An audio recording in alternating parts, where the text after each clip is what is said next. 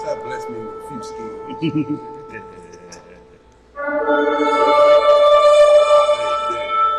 I made mixtapes with just a cassette, stopping with a double cassette, stopping and starting. Right. This is easy. Right. This is child's play. Right.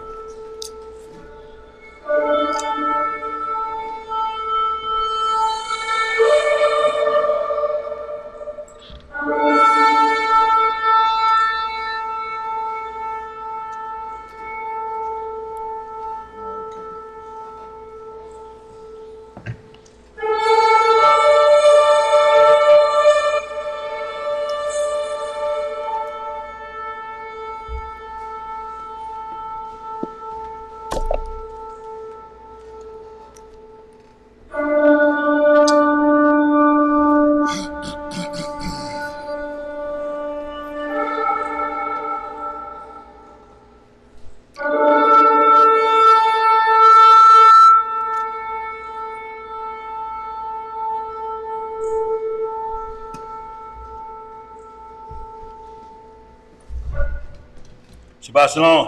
Shabbat shalom. Shabbat shalom to the worldwide family. Peaceful Sabbath day today, y'all, as we get about our Abba's business, as we continue to feast on the word of the Most High. Y'all know how we do it. We turn toward Holy Jerusalem. As mentioned in the scripture, Isaiah 2nd chapter, 1 Kings 8, Daniel chapter 6, verse 10. Men ought to uncover their head and women ought to cover their head when praying or prophesying within the assembly. That's right. 1 Corinthians 11, Numbers 30th chapter. Also, we want the Most High to lift us up today, y'all. We want some 1 Timothy 2, chapter 8. Most High lift us up in his holy name and his word. Hallelujah. All right, family. We're going to get this opening prayer, and it is with the Most High's permission, and it's in the name of his only begotten and beloved Son, Yes, sir. our Lord and Savior and our Redeemer, Yahushua HaMashiach. And we know him as Jesus the Christ, y'all. Long live the King. Long live! Reading in the book of Psalms, in the 41st chapter, it reads, Blessed is he that considereth the poor. The Most High will deliver him in time of trouble. Yahweh will preserve him and keep him alive, and he shall be blessed upon the earth. And thou wilt not deliver him unto the will of his enemies. Yahweh will strengthen him upon the bed of languishing. Thou wilt make all his bed in his sickness. I said, Master, be merciful unto me. Heal my soul, for I have sinned against thee. Mine enemies speak evil of me. When shall he die, and his name perish? And if he come to see me, he speaketh vanity. His heart gathereth iniquity to itself. When he goeth abroad, he telleth it. All that hate me whisper together against me. Against me do they devise my hurt. An evil disease, say they, cleaveth fast unto him. And now that he lieth, he shall rise up no more. Yea, mine own familiar friend, in whom I trusted, which did eat of my bread, hath lifted up his heel against me. But thou, O Yahweh, be merciful unto me. That's right. And raise me up, that I may requite them. By this I know that thou favorest me, because mine enemy doth not triumph over me. And as for me, thou upholdest me in mine integrity, and settest me before thy face forever. Blessed be the Most High Yah of Yisrael, from everlasting and to everlasting. Amen and amen. Hallelujah! Y'all shouted that out like y'all Wick saying amen on that one. Man, had me shaking over it, boy. I know it, boy. No, my golly, yes, sir, boy. You read with power, supposed to shake the house. Man. Yes, sir. To the Father. So today's lesson, y'all. Once again, y'all, we want to continue to pound the order of Melchizedek and its orders, because no matter what prophecies are taking place, they're based on the coming of the Messiah. If that don't happen, our hope is lost. Today's lesson, we're going to kind of get into that to make us understand if the Messiah does not complete what's written of him, our hope is lost with who's running the world right now. So many bombs are in the air right now, flying over nuclear sites. Y'all, if Wuhan is in the air like they say, what are we going to do with thermonuclear radiation in the air and we have to breathe? What we going to do, y'all? Die is the only source, ain't it? You can't medicate nuclear fallout away.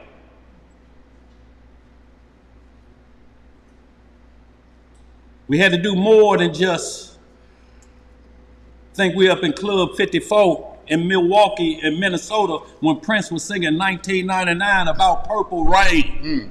Purple Rain is nuclear fallout. Yep. That's what he's talking about. It's not just that outfit he had on in them butt-out pants.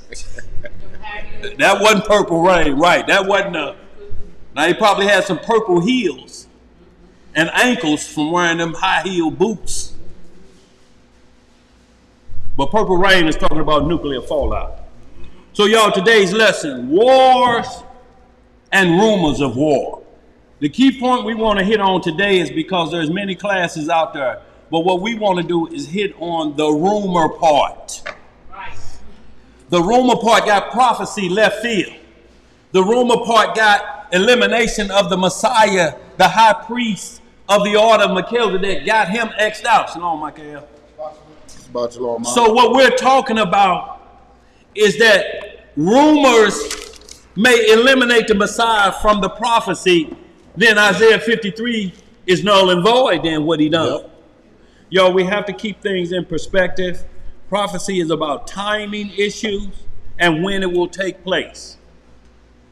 So y'all, today, wars and rumors of wars, but let me just first say, as we always do, we ask for continued mercy and uplifting from the Most High for our sick and shut in.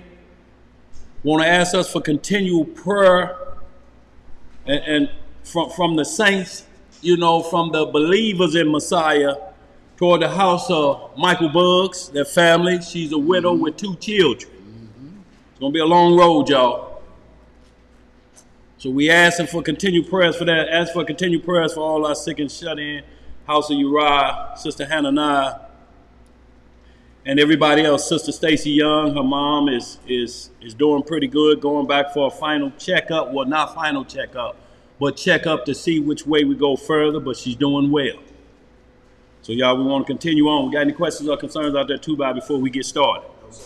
Okay, so y'all, today's lesson, wars and rumors of wars. So y'all, we want to put prophecy in place because we were down on Page and Taylor, and that was 3 sites ago where we were located. And this is when the Iraq, when Saddam Hussein, what's that boy's name? Saddam Hussein. Yeah. Yes, say he was going to unload the mother of all wars on America. So now we jump prophecy and everybody said, that's it. America is finna go. That will be the last President George Bush because Saddam Hussein, he's going to hook up with Iran and they're going to rain terror on America. For one, we still in America at the time that they was making that statement. Penitentiaries was full.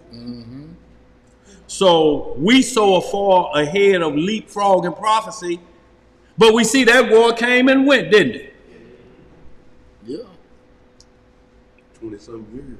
Boy, that passed like a fart in the wind. Just smelled it for a little bit and it's gone. And we right back here again talking about Gog and Magog and what we failing to understand today, y'all. We're not saying we 100% absolutely correct in all prophecies, but we accepting of what it is. Gog and Magog, some of those scriptures, you got to make sure it's not talking about the land mass. Because if you confuse that with talking or calling Gog and Magog, and then you're saying that that's a people prophecy, then what happens is Russians or white Caucasian skin got off the ark. Because that's where the land and the people it came from started from. Mm-hmm. So if you're not looking and understanding that the land masses are set and will never change, Canaan still belongs to Ham. It's still identified all the way up into prophecy until Messiah takes the throne, that it's the land of Canaan. Who was Canaan? Ham's grandson. Yeah. Or Ham's son, I should say. Yeah, Canaan. So we have to understand until that flip over, we can't force prophecy, because if we don't recognize a landmass, when you get into Ezekiel 38, it's only can lead one way. If this is the war, that means whoever over in Israel claiming to be Israel now are the Israelites.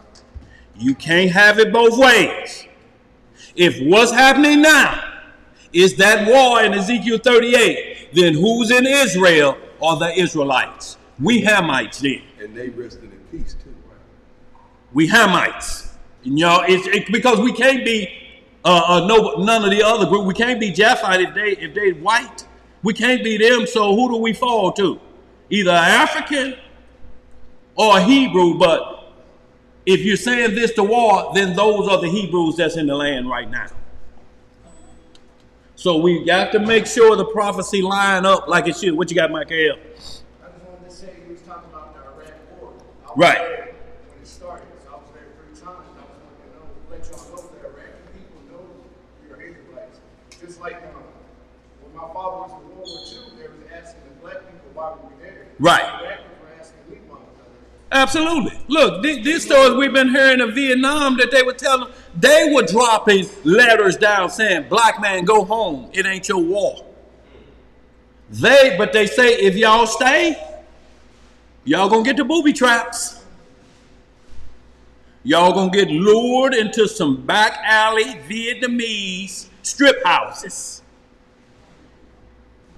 And we're gonna put it on you soldiers.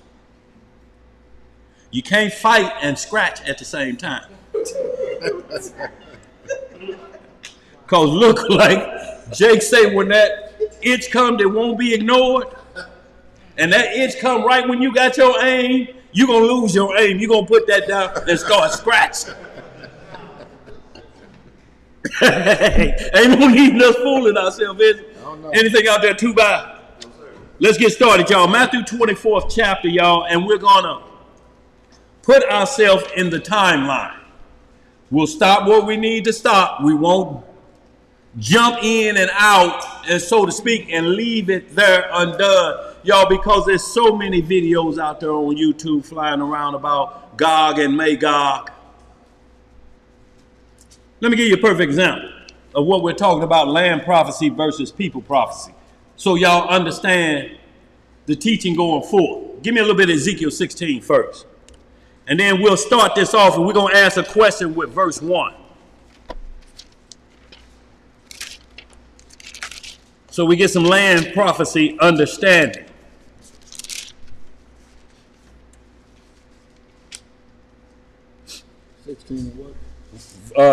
Verse 1, we're going to read down. Let's read down to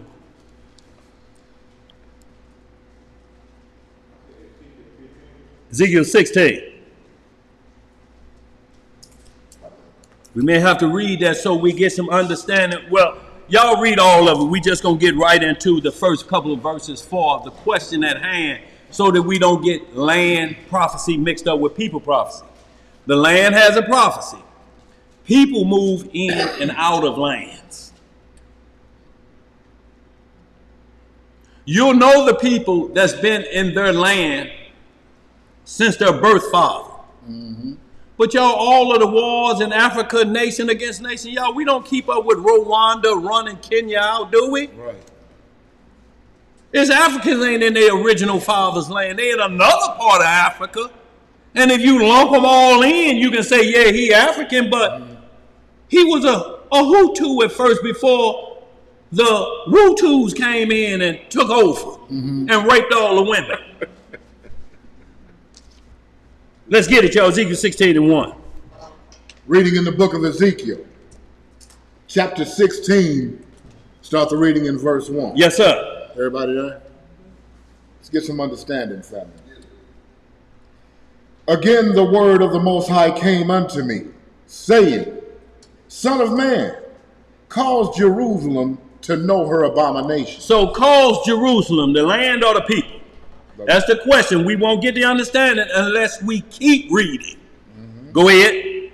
Verse 3. Yeah. And say, Thus saith the Most High Yah unto Jerusalem, Thy birth and thy nativity is of the land of Canaan. Thy father was an Amorite, right, and thy mother an Hittite.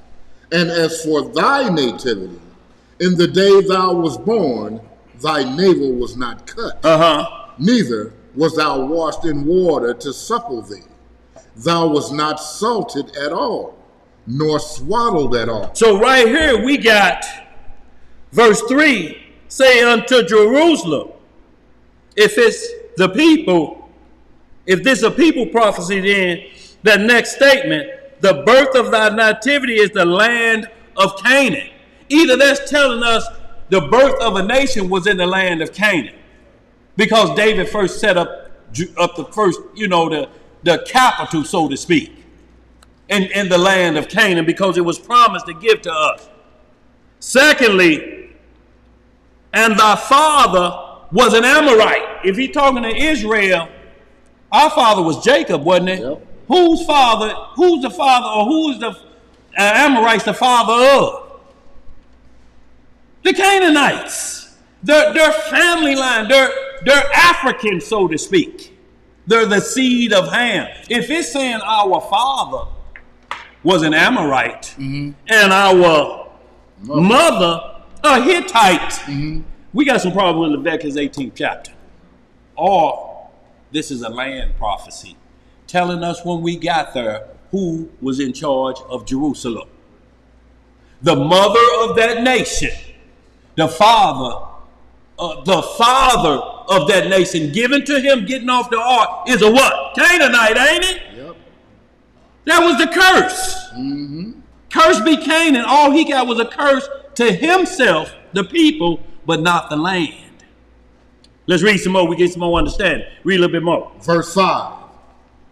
None eye pitied thee to do any of these unto thee, to have compassion upon thee. But thou was cast out in the open field, to the loathing of thy person, in the day that thou was born. So in our land, we were cast out in the day you were born as a loathing people. And notice what he said up here in verse 4. As for thy nativity, thy beginning of people now, Right. in the day that thou was born, thy navel was not cut, neither was thou washed in water to supple thee. Thou was not salted at all, or not swaddled at all. So that means we weren't taken care of as children. Right. We didn't get our umbilical cord cut. See, this is against not cutting your umbilical cord, not for, like you may hear some lunatics out there saying we shouldn't get our umbilical cord cut. They're saying it wasn't cut because they had no regard for the children of Israel, nor were they salted to clean all the blood off you and preserve you, nor was there swaddling clothes. So you just a naked baby there carrying around the, what do they call it, what the umbilical cord is hooked to? Appionic sac. You got that hooked to the umbilical cord. You just walking around with that in the club. You just throw it over your shoulder for the rest of your life. What's up, dog? What y'all got going tonight? Man, y'all going over there, man. Y'all know I can't go there, man. My sack's still tied to me. Yeah, and they speak it too. Yeah. Get it off the table. Get it off the tape. Yeah. terrible, man. No, that ain't Rapunzel. And then when it gets down to verse 5, again it says, none I pity thee to do any of these to thee, right. To have compassion on thee. Right. So when it's saying that they left our umbilical cord and didn't salt us, that was against us, not for us. Exactly. So who listening out there on the web talking about we shouldn't cut our umbilical cord, and you listen to that? When it's saying that was an evil practice against us, not a blessing. It's just basically saying that we weren't cared for. Wasn't cared for, bro. Period. Read some more. Where you at? I'm at verse 6. Yeah. And when I passed by thee and saw thee polluted in thine own blood. What were we? Polluted in thine own blood. With your umbilical cord still hooked to you, you polluted thee. Let's read some more. I said unto thee when thou wast in thy blood, live. Yea, I said unto thee when thou wast in thy blood, live. I have caused thee to multiply as the bud of the field, and thou hast increased and waxen great, and thou art come to excellent ornament. Right. Thy breasts are fast. What are they? They are fast. Now that means they're starting to get to adulthood, because what he's starting to show now, he taught us when we was birthed. Right. And this is to the nation of Israel, the Messiah's bride. So he's talking about how the bride was looked and despised upon, but now that bride is going to be, that's the chosen one. Right. Don't care because y'all look at them like they still got their umbilical cord attached to them. Don't care what the nations think about that. Because you no matter what in the 2022, if you get advantage on them, if anything starts, you know what their go-to card is? Nigga. See, no matter how much money you get, they don't care if you get out the side. They tell LeBron James, just shut up and bounce the ball. Right. That's all we need you for. We don't want to hear no political stuff. Right. We don't want to hear your political views. Nigga, bounce the ball. And he's sitting on $500 million and headed for $1 billion, and they say bounce the ball. Shut up. We don't want to hear what you got to. What else to say over there? Yes, sir. Continuation on that verse 7. Yeah. Thy breasts are fashioned, and thine hair is grown, whereas thou wast naked and bare. Do you think women, children, are at this point is talking about the hair on their head, or where's the hair grown? Because of children. Baby Gracie up in here, we'll keep it clean, but there's another place hair grow that starts to show that when a woman is ready for marriage. Yeah. See, it's talking about a nation, but it's giving you an example of a young bride ready to be married at the same time. Right. So now you can kind of keep up as a nation being the bride. The bride has to be ready for the marriage ceremony so the honeymoon can take place. The honeymoon can't take place with a child. Somebody come in here talking about honeymoon, and we'll have to find all the bail money we can for get Shamar out of jail. I come for baby Grace, just looking for your blessing. You finna get a blessing. You right. So y'all, that crazed doctrine out there, the girls at 12 years old, and it's legal because they got you caught in word etymology and making you think virgin mean this, and it violates the law of touching a child. Through word etymology, they legalized touching a child. Let's read some more. What else it say? Verse 8. Yeah. Now when I passed by thee and looked upon thee, behold, thy time was the time of love. And I spread my skirt over thee. Right. And covered thy nakedness. Right. Yea, I swear unto thee and entered into a covenant with thee. What did he do? Entered into a covenant with thee, saith the Most High Yah. And thou becamest mine. So look here, we seeing what made us become his. He said, when I looked upon you, I cleaned you up. I took away all of that bad talk about you. But first he explained to us, thy breasts are set right. They're ready for producing children. Also, they're set right. So when we get into Songs of Solomon 4, and you see Solomon talking about breasts, so to speak, and how they're to be looked at as two young roes and hinds, and how he put so much energy into them like that. So we get an understanding that it's prepared for love, because Songs of Solomon 4 is about the love song. It has a lot of talk about breasts in there. But every time you look in there, you read Songs of Solomon 4 through 7, you're going to see women ready for adulthood, not children forced into wedlock. Right. So this is what the Most High is telling us. I'll enforce y'all. I waited till full-grown hair was there and covered your nakedness. Yeah. So you don't have that baby look. Right. Let's get some more. Verse 9. Yeah. Then washed I thee with water. Yeah, I truly washed away thy blood from thee. And I anointed thee with oil. Right. I clothed thee also with broidered work. Right. And shod thee with badger skin. What did he shod us with? Badger skin. Look, shod means to put shoes on you. What kind of skins is these? Badger. Now, badger's from the weasel family, ain't it? Yep. Can we eat weasel? No. Can we wear weasel? Yep. That's what we're talking about, y'all. It's badger skin cover the Ark of the Covenant because it's waterproof. Right. It didn't say you couldn't wear them. It said you can't eat them. Did that make a difference? Yeah, big difference. Let's get some more.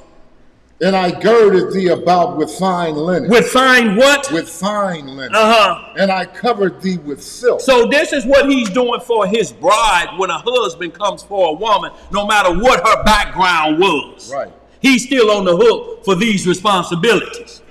Don't care how you was raised, if you're ready to be a bride under these rules, and then I share my covenant with you, how you was raised don't matter at that point no more. Right. We starting fresh, but I still can't go back on my duties because of your childhood or whatever happened there. I'm still on the hook for making sure I cover you. When he said I spread my skirt over you, that means protection. Exactly. You can't protect a woman if she had to go out the house naked. I ain't got no more. I done wore out the dress I've been wearing to work 6 days this week.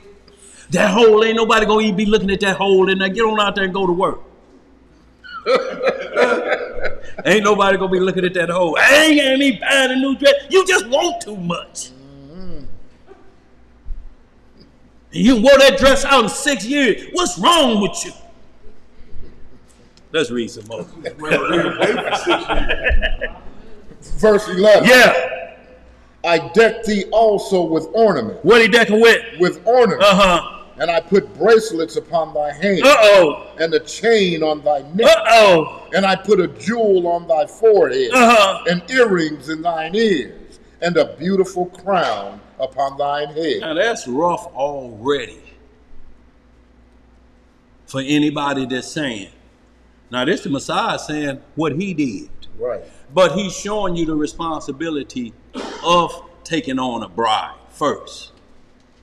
He's telling you that these things lets the Father know I can take care of it. It's not to make this person have more on their wedding day than this person. It's just telling you, even you're covering your responsibility before you get in this arena, you have to be prepared for this. You can't build a house and ain't counting the cost. It's going to be a problem. Read some more, bro. We don't get too much in there. We're going to get right back into the lesson. Go ahead. Verse 13. Yeah. Thus was thou decked with gold and silver. Y'all heard the term. What y'all think? Boy, we was decked out. Right. We used to just talk about it at Easter time. We was decked out. Look, would iron your clothes and lay them on the bed and you sleep on the floor so they wouldn't get wrinkled. Right. For Easter. You see how we decked out for a pagan holiday. Let's read some more. Thus was thou decked with gold and silver, and thy raiment was of fine linen, and silk, and broidered work. Thou didst eat fine flour, and honey, and oil, and thou was exceeding beautiful, and thou didst prosper into a kingdom. What did we prosper into? Into a kingdom. And thy renown went forth among the heathen for thy beauty. For it was perfect through my comeliness. Through whose comeliness? Through my comeliness, which I had put upon thee, saith the Most High Yah. Now this is the trouble right here. But thou didst trust in thine own beauty. What did they trust in? Thine own beauty. Who else did that but Satan? Right. He trusted in his own beauty, Ezekiel 28 and 12 on down. Go ahead. And playest the harlot because of thy renown. And pourest out thy fornications on every one that passed by. His it was. Yo, we're going to stop right there because it gets graphic after that. Yeah. But he said you played the harlot. That means you were a married woman and you acted like a single woman that she get to choose what man she wants because she's single. That's called playing the harlot when you marry. I've looked through these scripts. Other brothers look through. If it's out there that where just a common harlot gets punished versus playing the harlot, it seems like the only time when we read in the Bible when the woman play the harlot, she's married. And the punishment comes. Like Proverbs 7. That's a married woman playing the harlot because she said, who was going on a long journey? And say he got money with him. The bed decked out. And you're not getting nothing from him. Because he's a wayward man. He can't bring anything to the table. All he's bringing to the table is satisfaction. And the script goes on to say, Proverbs 7, unless the man come home early. The job got finished early. And they say a dart shoot through his heart.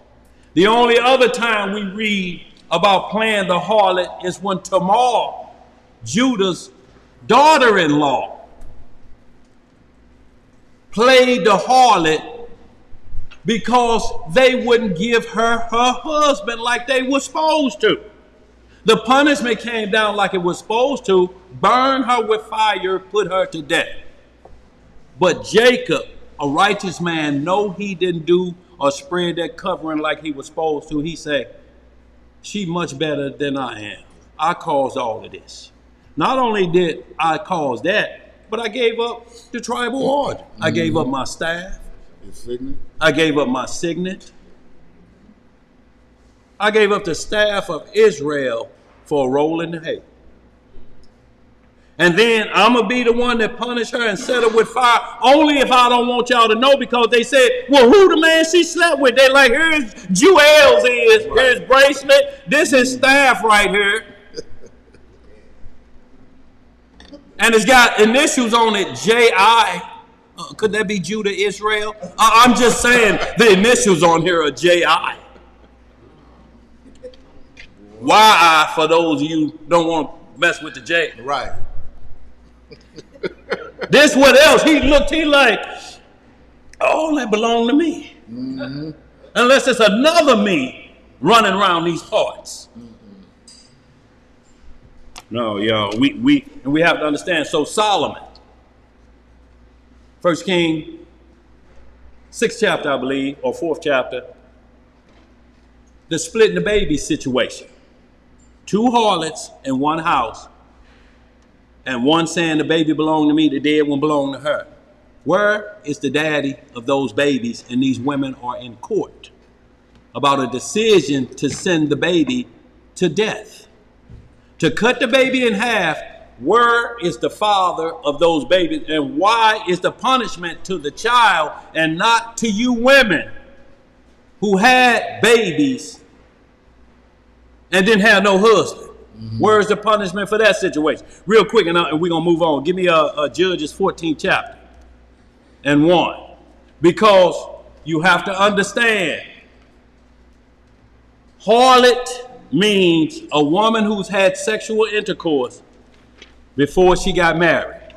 Whether it's one time or 1,000 times. Because we can't present her to a husband as a virgin. That's the only reason that title came. Now, if she get comfortable with that title, then she's going to practice that. And then that lends to becoming a whore. Because you're practicing it. That's what Israel, he's explaining in Ezekiel 16. You had everything. All the gold, all the bracelet, all the shoes. But you felt it was something you was missing. Right. And not only that, he said, you gave it to everybody that came by. You didn't even get nothing. Shalom, y'all. Shalom, Imam. Shalom, Mister. You didn't even get nothing. You ain't got no light bill. You didn't get the cable bill. You didn't get nothing. You didn't even get no new badger skin shoe. Right. You got absolutely zero. Used is what you got. What you say, boy? You. Boy, look here. That's what you got. I would say something else. You got Olivia. Olivia. Some of y'all too young up in here. Sister Karen know what we talking about. On the way. Right. On the way. Distracted, it said. So y'all, we just want to use that out. But give me that Judges 14:1. What it say? The book of Judges, chapter 14 and verse 1. What it say? And Samson went down to Timnah. Yeah. And saw a woman in Timnah. Right. Of the daughters of the Philistines. Right. And he came up and told his father and his mother and said, I have seen a woman in Timnah. Right. Of the daughters of the Philistines. Now therefore, get her for me to wife. Then his father and his mother said unto him, Is there never a woman among the daughters of thy brethren, or among all my people, that thou goest to take a wife of the uncircumcised Philistines? Of the what? Circumcised Philistines? Meaning they're not under the covenant of Abraham, Isaac, and Jacob, so they're uncircumcised of the nations. Go in. And Samson said unto his father, Get her for me, for she pleaseth me well. What'd he say? She pleaseth me well. Uh-huh. But his father and his mother knew not that it was of the Most High, that he sought an occasion against the Philistines. For at that time, the Philistines had dominion over Israel. So you see the thing was from the Lord. Did you read that? Mm-hmm. So the thing was from the Lord. And why I brought this up, and then I want you to hit Judges 16:1. Why I brought that up is because that's a commandment to marry outside of Israel. Notice his father and his mother said, you got 12 tribes you can choose from. And you choosing a Philistine? Now the thing said it was from the Lord. So is the Lord violating his own law? Or if you keep reading, he explained why he had to get Samson on the inside. Purim is coming up, right? We got that on the 16th and 17th of this month coming up. Shalom, shalom, my God. You know, so we got that coming up this month. But not once do we consider who Esther's married to. Mm-hmm. What's his name? Ahasuerus. Yeah. A Persian king, and we still celebrate Purim. Because her uncle, I should say her cousin. Mordecai. He was a cousin. Most people say he was an uncle. The only reason he was an uncle is because he was as old as her father's. Well, let me put it like this. He was much older than her. She was a late lady. Her parents were older. So Mordecai being her cousin was like he was old enough to be her father, but it's still her cousin. So most people just say Uncle Mordecai, but everywhere you read in the scripture, it say cousin. It don't mention uncle one time. So he told her, don't show your what? Your identity. Right. We got power moves to make. So I brought that Judges there for that. But this is what we want to get verse 16:1. What it say? What it say, Judge? Judges 16:1. Judges chapter 16, verse 1. Then went Samson to Gaza, and saw there an harlot, and went in unto her. And it was told the Gazites, saying, Samson is come hither. And they compassed him in, and laid wait for him all night in the gate of the city. Right. And were quiet all the night, saying, in the morning, when it is day, we shall kill him. Now, this is Samson already married, and he saw a harlot and went into her. Well, when you read more of that Judges 14, you're going to see what happened with that first wife. But this a harlot he went into, and the people saw it, and they laid wait for him all night. They're like, look, Samson creeping. Samson creeping. So they were laying wait, just like if you creep, it could be somebody laying wait watching. And they setting up when you come out. You creeping, you come out and they stole your car, it's going to be rough. When you call home and say I ain't got no ride. Where you at? Where you at?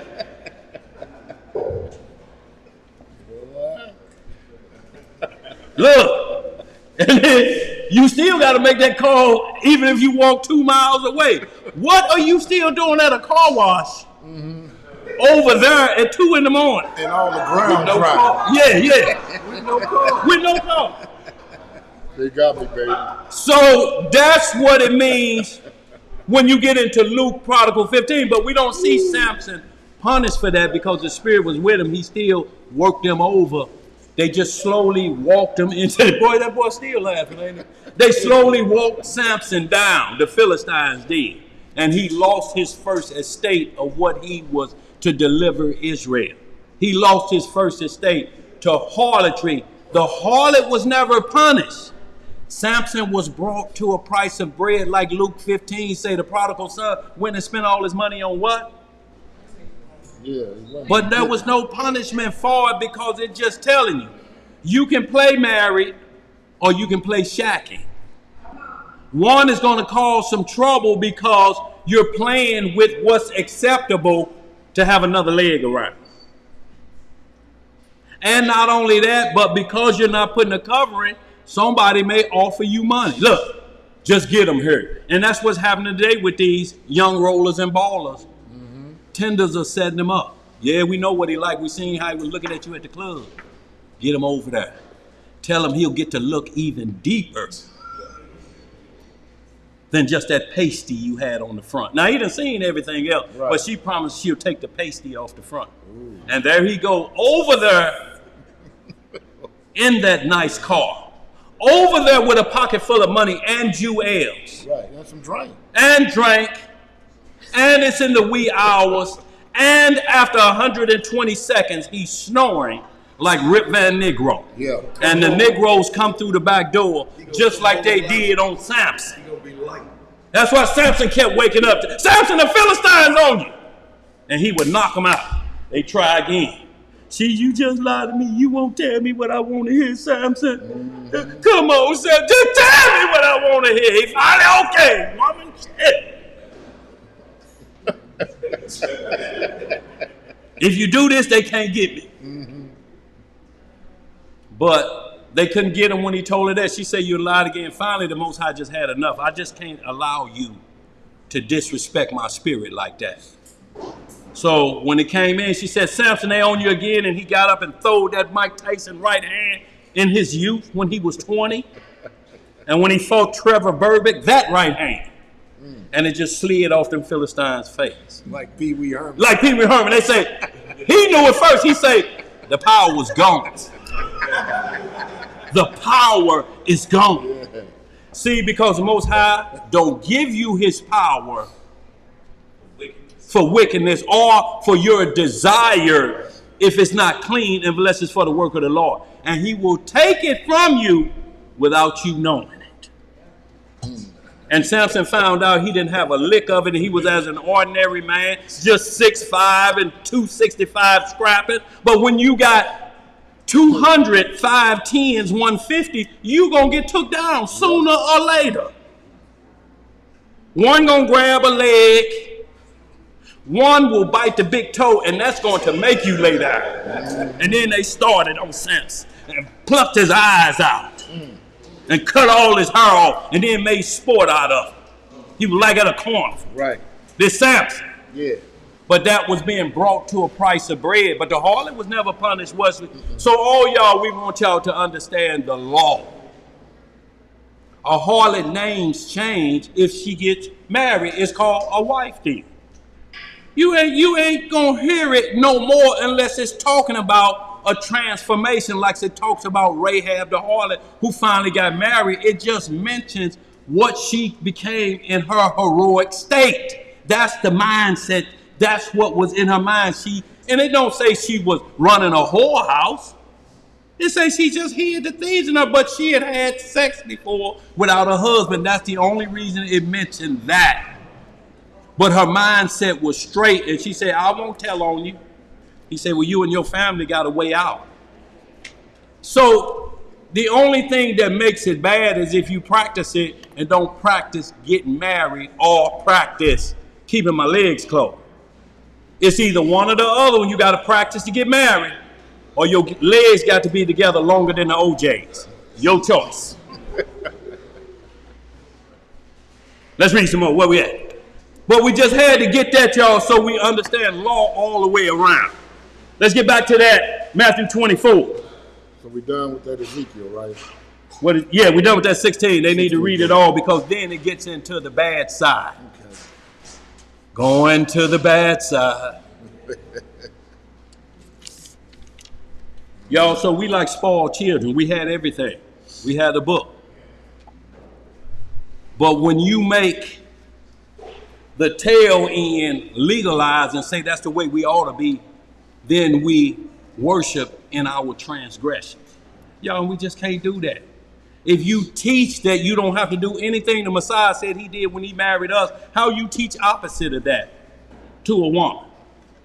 We ain't never said you got to have gold and give out gifts, because there's plenty of times that a man then they was married on the spot. But the bottom line is, when it was arranged, when Abraham sent Eliezer, his servant, to get Rebekah, do you know how much jewels he sent with her? Clothes for everybody. The father, the mother, everybody. Y'all have to think about that. They knew that their daughter would be taken care of because she was a very young woman, and they asked her, do you want to go? They say, because you got our approval, it's just up to you.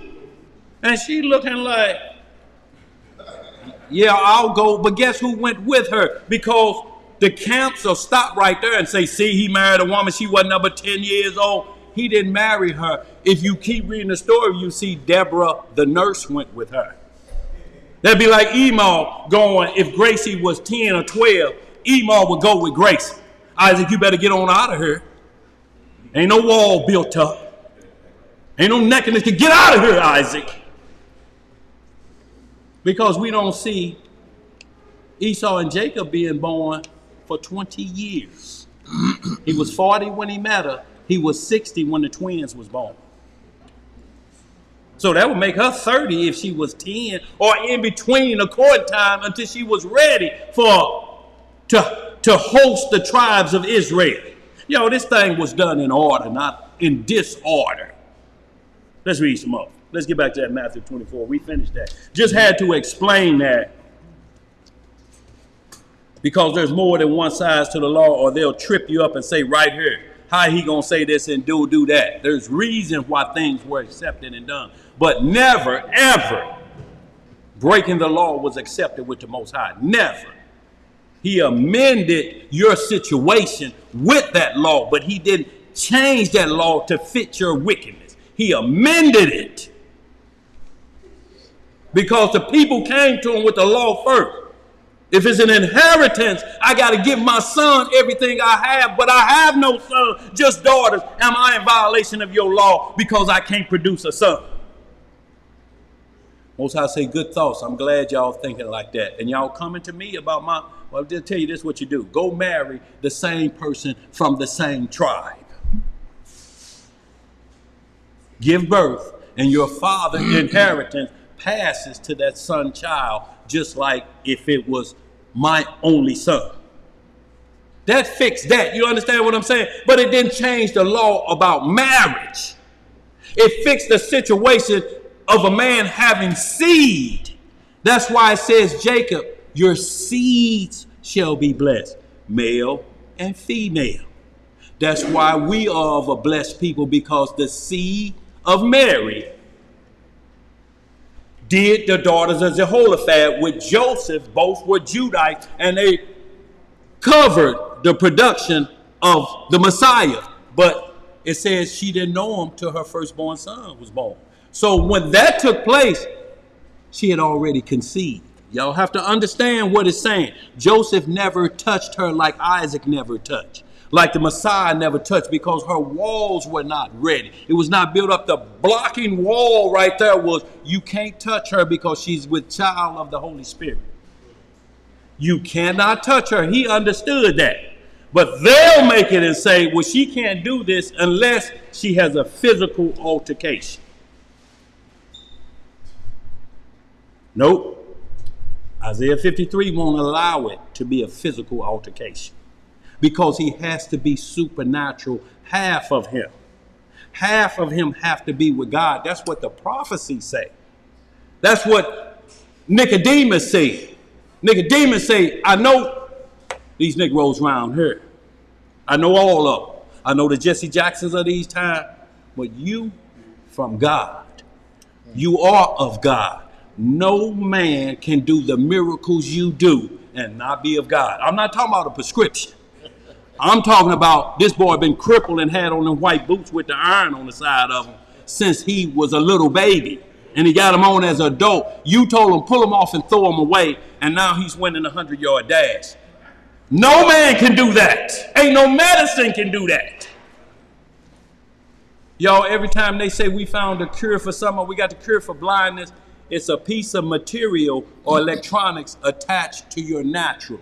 Yes, it may make you see, but there's a whole host of other things you got to do to keep it going.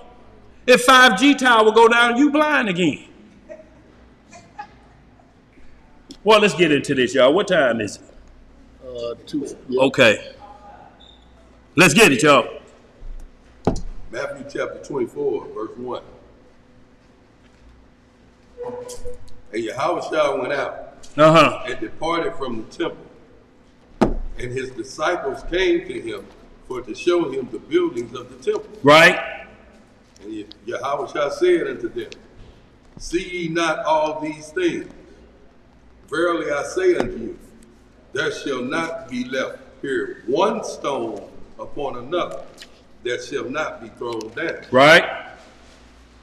And as he sat upon the Mount of Olives, the disciples came unto him privately, saying, tell us, when shall these things be? And what shall be the sign of thy coming and the end of the world? So let's get it understand. They asked, when all these things going to take place? Now, if we running out of patience, and they right there, and that's the beginning of patience, because what you think he'd have told them, look, it's going to be a group of Hebrews down in the Sears building about 2,000 years from now. And it ain't going to even be happening then. So they could quit at that point, or they can get through the regeneration, like he said, get through that you going to have to die. Because you can't live 2,000 years. That means you went past Methuselah. He didn't even live one day. You think you can live 2 days.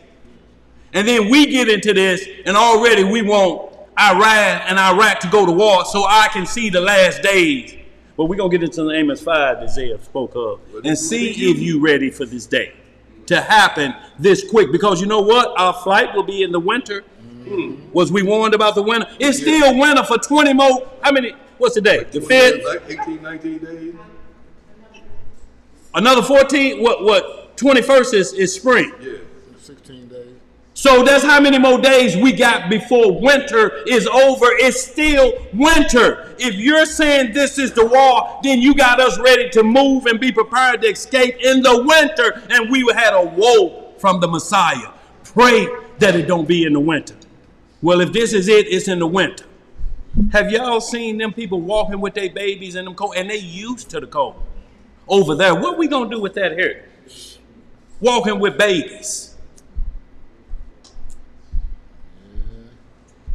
Look, we look out the window at snow and close it back up. What are we going to do walking around trying to find some shelter with children? And see, they done took the 16-year-old, like 80-year-old men of fighting age, and it's just women and children and young boys. And they going to work raping. And look, they'll go to work raping here because if you're walking the streets and they pull up in a warm van, keep the strength, baby, keep the strength. She like, shit, I'm cold. That's all of that you face.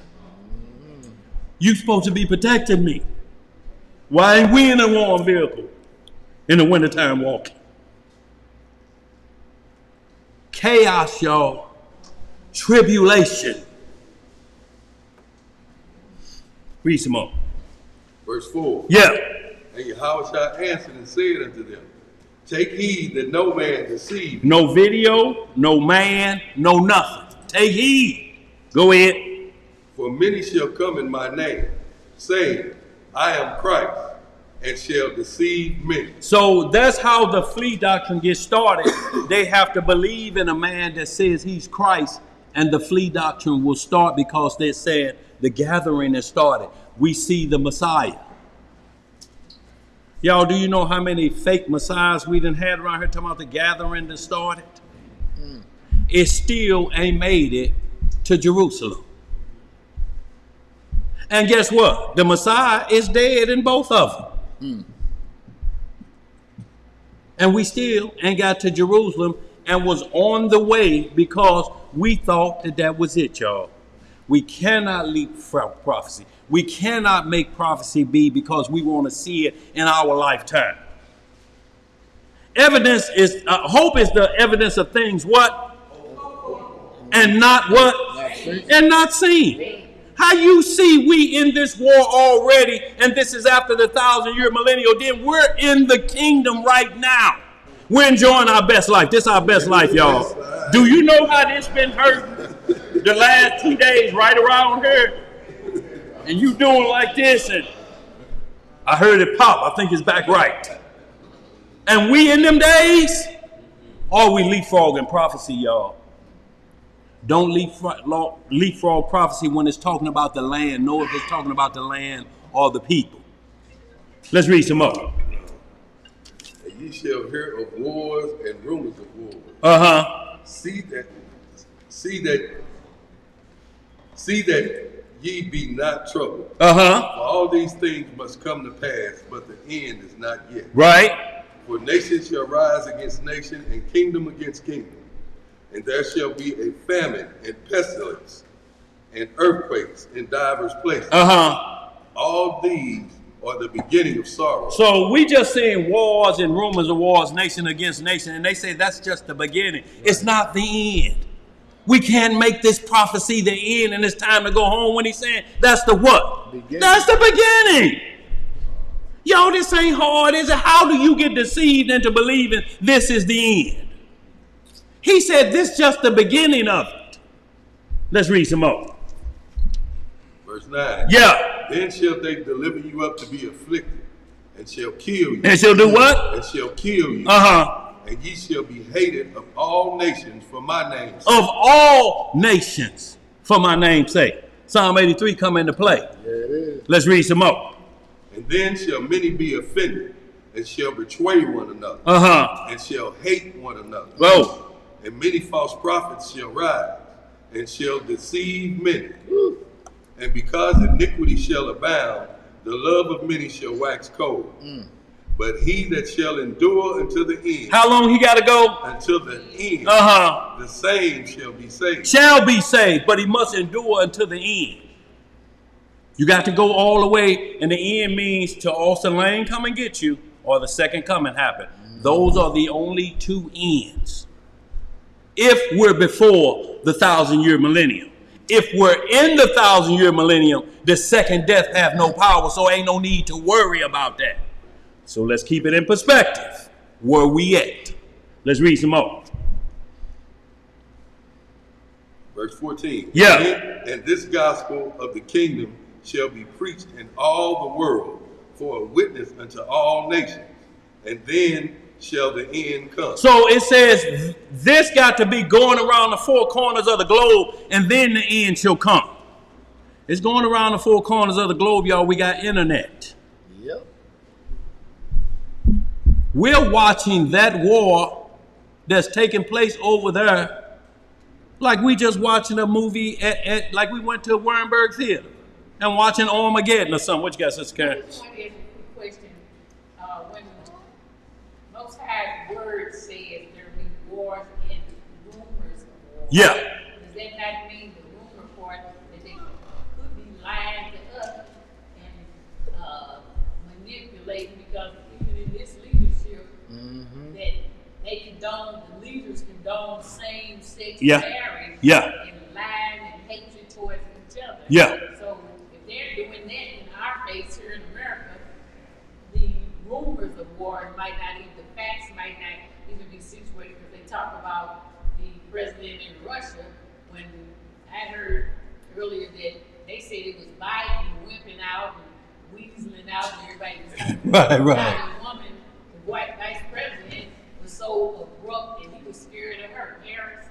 Yeah. Look, see, because the rumors of wars take Judgment Day out.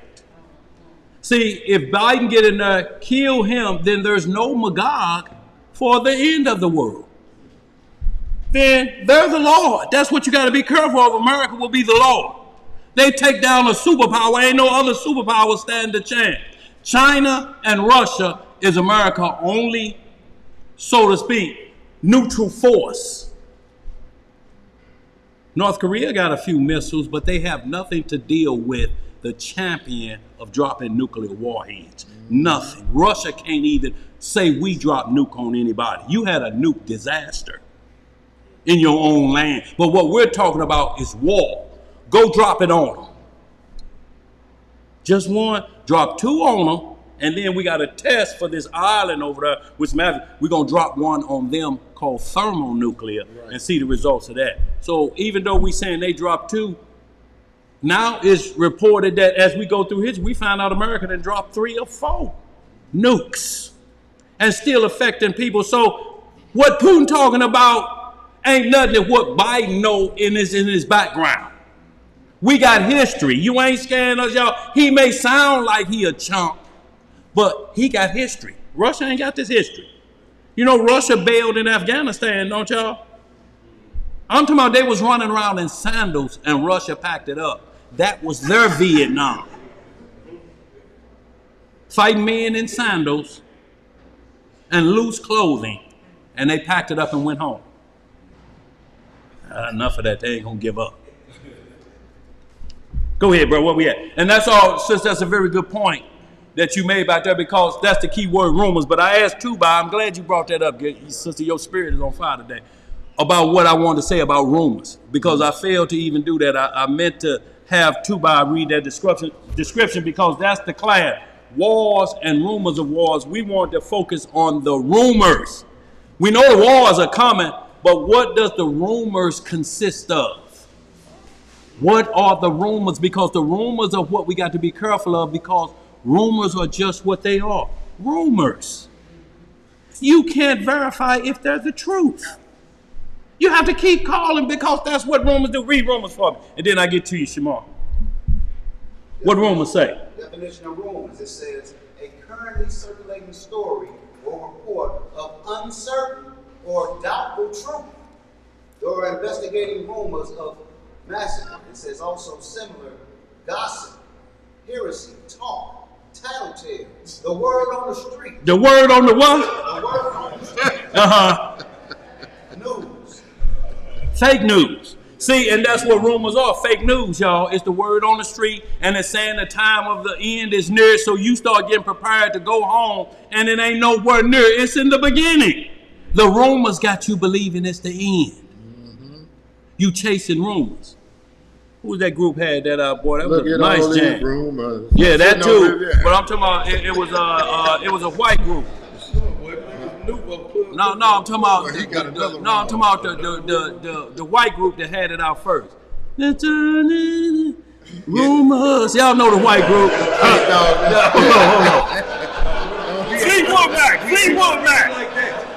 Fleetwood Mac. Rumors. You remember that? Fleetwood Mac rumors. Right. So I'm just saying what we're talking about though is lyrics. You can got the rumors that they're talking about that we're mentioning Israel. But when you read or you listen or just Google Fleetwood Mac rumors, and I just want you to look at the lyrics. The lyrics is about rumors that come from false dreams. Dreams causing these false rumors because the dreams are false and not true. So they're bringing it from supernaturally that's causing these rumors. And that's where it's from, because Satan is throwing out fake news. What you got, Sid? It's also that the spirits, liars are manipulating everybody that focuses on I call it television, because they lie and actors perpetrate somebody they're not, like Satan does for the love of money to get a statue called an Oscar award for the love of money. But the thing of it is, it's the spirit of lying is manipulating everybody's fear factor instead of paying attention, because that's why our Most High said, when we see these things come to pass, right, don't look at, because everybody followed on looking at. He said, look up. right. Our redemption draws nigh, and we're supposed to, when we see these things, knowing Revelation, we're in the last days, we're supposed to be doing what He called us to do, not hearing and standing out from the crowd, not getting lost in the crowd. Absolutely. So if we didn't watch TV, how can we know what's going on in the Ukraine? So look, I'm just saying, I want you to understand that, so we don't just leave it all or nothing, like turning off the TV ain't gonna stop the room. I'm saying we have to watch. When we watch TV, we have to stay focused with the word, because we're dealing with a crafty adversary to say they're not gonna watch me put their prophecy or watch the prophecy happen right in front of them. They're gonna hate homosexuality and turn the TV off, versus looking at it, it's the days of Noah, so you can know where you at in prophecy. He wants you to turn the TV off. That way you're out of touch. I understand what you're speaking of. I understand what you're speaking of. In other words, worshiping everything people say on television. It's okay to have a balance. Right. To look at it and compare it with the timing that God said, because it equips us. The probation doors are closing. We're supposed to be out ministering and as witnesses for Christ. Because as soon as you get a glimpse, just like getting a glimpse of the sunrise, you know the sun's getting ready to come up. You That's get right. Get up, go to work. So when revelation knowledge from our Holy Spirit reveals to us that we get to see some of the stuff going on, and that's what the Word of God says. And even if it's lying and manipulating, the Word of God says. Absolutely, but see, what we're talking about is we can't give the devil room to block the prophecy.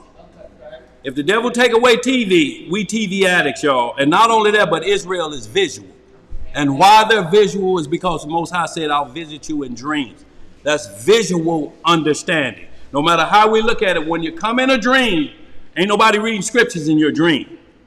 It's a visual event taking place about the future, right? So when we see that, we know that's how it comes. What the devil wants you to say is, don't watch this, don't do that. Well, you won't know what time you're in, and it's going to go right past you. Because then we'll say, well, we didn't see it coming. And it say, you saying it coming, you just didn't pay no attention to it. Look, and I know what you're saying, sister, because look, every time the commercial come on, you know, about that Kevlar or whatever it is, that makes it legal for men to have sexual intercourse. Take this pill before you get with another man, and it'll slow down HIV for you, or you may not get it. So the pill is breaking the law. Not the TV, it's the pill breaking the law. Because they're telling you the pill supersedes the law. The pill will stop the plague of God coming on you for the behavior. And you can keep doing it. As long as you ain't punished, can't nobody say it's the wrath of God. The pill will fix it. The pill will fix it. And look, when you watch TV and them men kiss, and this all you can do, and try to change it to Sports Center. Try to change it to Sports Center then. And open the bear. Right. Yeah. And then you heard them flip to the football game. But then there's a problem with that because they have on tight pants, and when they make a good play, they slap them on the rear end like this. Good play on your rear end of another man. Now, up here, he come with a script. Should we slap him on his ass, boy, give me some. But we accept it in football, and we watch it. We look straight at the rear end slap. Y'all, I'm just want y'all to understand the line of what we choose not to watch versus what we accept. Mm-hmm. We're accepting that which we wouldn't accept that under no other terms. You say the only time you can do that is if you're playing football. The only thing I agree with about football along those terms is if a man can wear a thong. You agree with that? Y'all looking at me. No. I'm talking about a jockey strap. What What does it look like? It's a man thong. No. But they got to have that on to protect the jewels. No, But when they walk around in the locker room, come on now, what? It's right, but it got 2 strings on the jock. Now, if But your still- jock, if your jock got 1 string, What I'm saying is, you gotta go back to the. but look, but what's out regardless? 1 or 2 strings, what's out? 1 or 2 strings, what's out? Yeah, the only difference is right. So with 1 down the middle, what's still out? Boy, but that 1 down the middle, you don't want it. You don't want to have that in the locker room. But how can you say 2 strings is lesser? And I'm gonna just say this, y'all. And we're gonna move on. I'm gonna just say this for men who understand or what I heard. If you were watching one of those movies of knowing, and it's men, and you're watching the movie, and this man is having his way with knowing, because we got the baby in there. Right. He's having his way with knowing, and you watching it, you sitting back watching it, listening to see if somebody else coming, and then you turn the TV off, or when it's clear, oh, that wasn't him, and you turn it back on. When they flip the camera around and show the man's rear end, you do the same thing. You look like this. Till they flip it back around and he's back in the position he's supposed to, and then you keep watching and looking. It's the same thing with you trying not to watch TV when the 2 kiss. You look away, but you still gonna watch TV. I don't know if that went way over there, but I had to do it like that so you understand how Satan deals with us. I'm going to show you law breaking so you can't say I didn't, and I'm gonna show you the end. Every dope movie, he show you the end. Hands behind your back, all the money gone. But yet, you know what got you? That Superfly coat. To grow a long fingernail this long on a man and dip it in cocaine and then become a chemical entrepreneur, and it ain't never been a retirement package. Right. He show you it's not a retirement package. The problem is, why do we still try to become a chemical entrepreneur? Satan showed you ain't no retirement plan. Who showed you that? TV show you every time, don't they? They show you bank robbery, you're going to get the dye pack blew up in you. They show you that.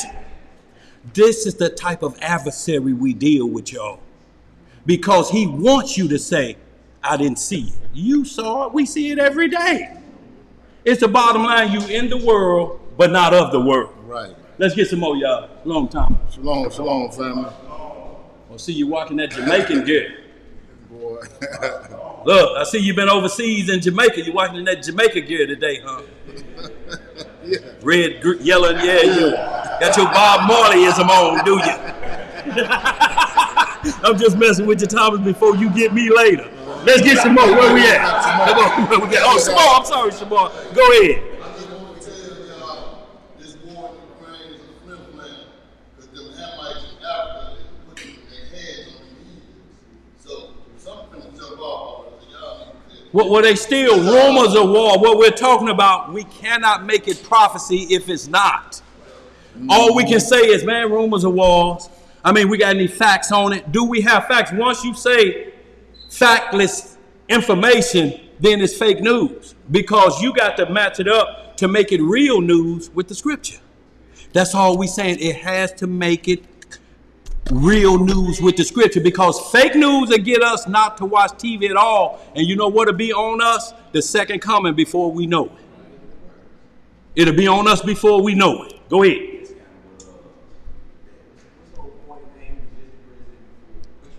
Trump, yeah. He don't know his own president. Yeah, well, that's good. His former president, he don't know. Who the president now? Because, look, they're going to ask you that so you won't get a DUI. Who the president now?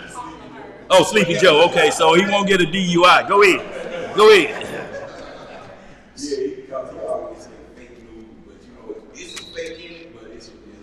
It's a lot of real. Y'all have to understand, fake news, y'all, may be real news to keep us off balance.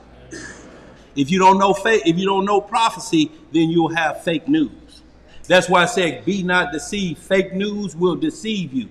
Fake news of what they're showing us is rumors of wars. What is Putin gonna do? What is he gonna do? The rest of the world ain't saying this finna end the kingdom of white folks. Negroes saying that. That ain't in the recordings yet, is it? No, nowhere. Let's read some more, y'all. We got to get caught up. We got more questions. Go ahead, Michael. How can they say the antichrist is here and everything's popping up, but in Revelation 6:1, he still ain't in the crowd? Look, see, that's what we're talking about, boy, but those are rumors of war. See, not only that, but they are rumoring the second coming of Messiah.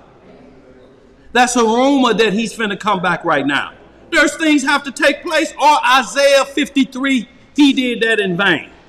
He was crucified in vain if we at that point right now. Then what do we do about the other prophecies that come into pass? What you got, LC?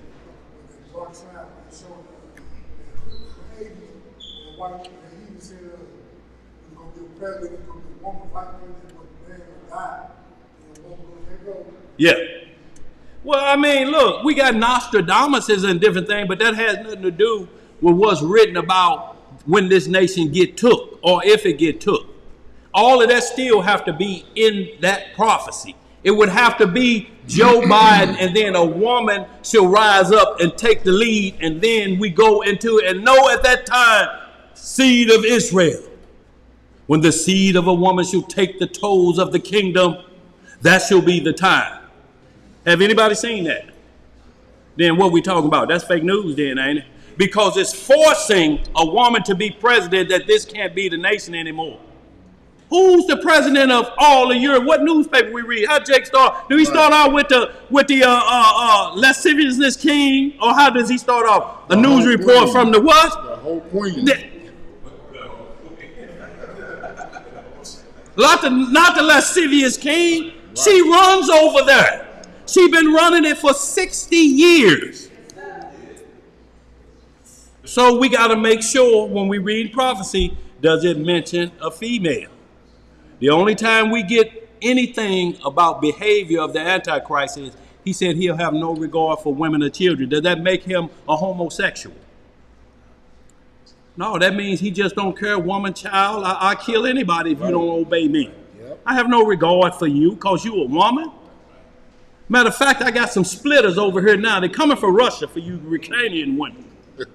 And that's what they're doing now, ain't they? Yeah. Splitting them in twain. Yeah. Let's read some more, y'all. Let's don't get too far out of hand. Anybody, we good? We good out there? Because we got to get into Ezekiel, y'all. Let's get it, bro. Verse 15. When ye therefore shall see the abomination of desolation. What you got to see? The abomination of desolation. Spoken of by Daniel the prophet. So right here, y'all, we got our instruction. If what you're telling us about all the YouTube videos or the videos out there, if they're not what's spoken by Daniel the prophet, it's fake news. What you got back there, Tom? Who? I'm not the prophet. Daniel the teacher, two different people. See how that fake news could have got around? Probably still get around. Might be edited the video. Right. Go ahead, sis. What exactly does the abomination of desolation mean? We're going to get into some 2 Thessalonians 2. The Bible interprets itself. So we're going to let it interpret itself today so we don't get no fake news. Let's get it. Read some more, bro. Stand in the holy place. Whoso readeth, let him understand. So what is the holy place? Because it said you have to stand in it. If it's Jerusalem, how we going to get there, y'all, if this the time? That's the holy. See what he's saying? Say it again, Shamar. This where you got to stand in the holy place, because if this gets shook, it don't matter what happened. Fake news going to run you over. If this gets shook, this the holy place. You have to stand of sound mind. You have to gird the loins of your mind when this happens. Y'all, because it's telling you, you have to trust in me, and I'm sitting up here with my Father that I'm going to come back in the nick of time and get y'all. You have to trust that. That's a mental thing. And that's why you got these cats out here now trying to create doubt and get followed. Yeah. You understand? Get you off yours so the devil can have your ass. Boy. So who could have you? The devil. Yeah. Well, we're going to read how the devil can have you. Let's keep reading some more. Verse 16. Yeah. Then let them which be in Judea flee into the mountains. See, so them who be in Judea. So understand this, then that means there's some not in Judea. Right. Them who be in Judea. If all the 12 tribes in Judea, that means all 12 tribes got to run to the Mount of Olives. Is that written anywhere? I ain't seen it. Let's read some more. Verse 17. Yeah. Let him which is on the housetop not come down to take anything out of his house. See, now we got family over there. Akdar and his wife Yisraela. They have to head to that spot because they over there. They got to get moving to that safety zone if you over there. And it's going to be chaotic more over there than here because every bomb, every news article we read, Gog and Magog is coming to the walled cities. So if they're there, they really need to get to the safety spot more than we do over here. Because that's where the war starts. Yeah. Let's read some more. Neither let them which is in the field return back to take his clothes. Uh-oh. And woe unto them that are with child, and to them that give suck in those days. So it's a bad time to have a child. Now, do we now start telling women they can't get pregnant? Now we got a violation, be fruitful and multiply, unless we find a script say, unless it's wartime. Right. Be not fruitful. Yeah. I didn't see that stipulation. I ain't seen that yet, have you? No. Because we know wartime raping is going on. So they ain't worried about that, is they? Let's read some more. But pray ye that your flight be not in the winter. What time is it right now, y'all? Winter. Neither on the Sabbath day. Neither on the Sabbath day. We here on both of them. Right now, we're fulfilling both of those. If it kick right now, we got more problems than we can expect. I want y'all to understand what he's saying. There's a woe if it happens right now in the month and the season that we're in right now. He said, woe if it happened right now. Look, it's 70 degrees. By Monday, it'll be 30. Because it's winter. These scriptures weren't talking about the woes in summer. Homeless people got it on a lock if they just keep bus fare. Because soon as fall start, they get on a Greyhound and head for Florida. It's not winter there. It's winter, so to speak, but they still can be homeless and not freeze to death. And then when they get there and all the tourists start coming up for some, they come back here to where it's warm enough for them to live outside. That's what the birds do, don't they? What they do, fly where? South. And they wear the same clothes all year. I mean, have y'all seen a bird change into his winter feathers? Yeah, man, see, that's a robin, man. But see, he got on them winter feathers, so they're a little bit darker. They wear the same clothes. Right. Let's read some more, y'all. Verse 21. Yeah.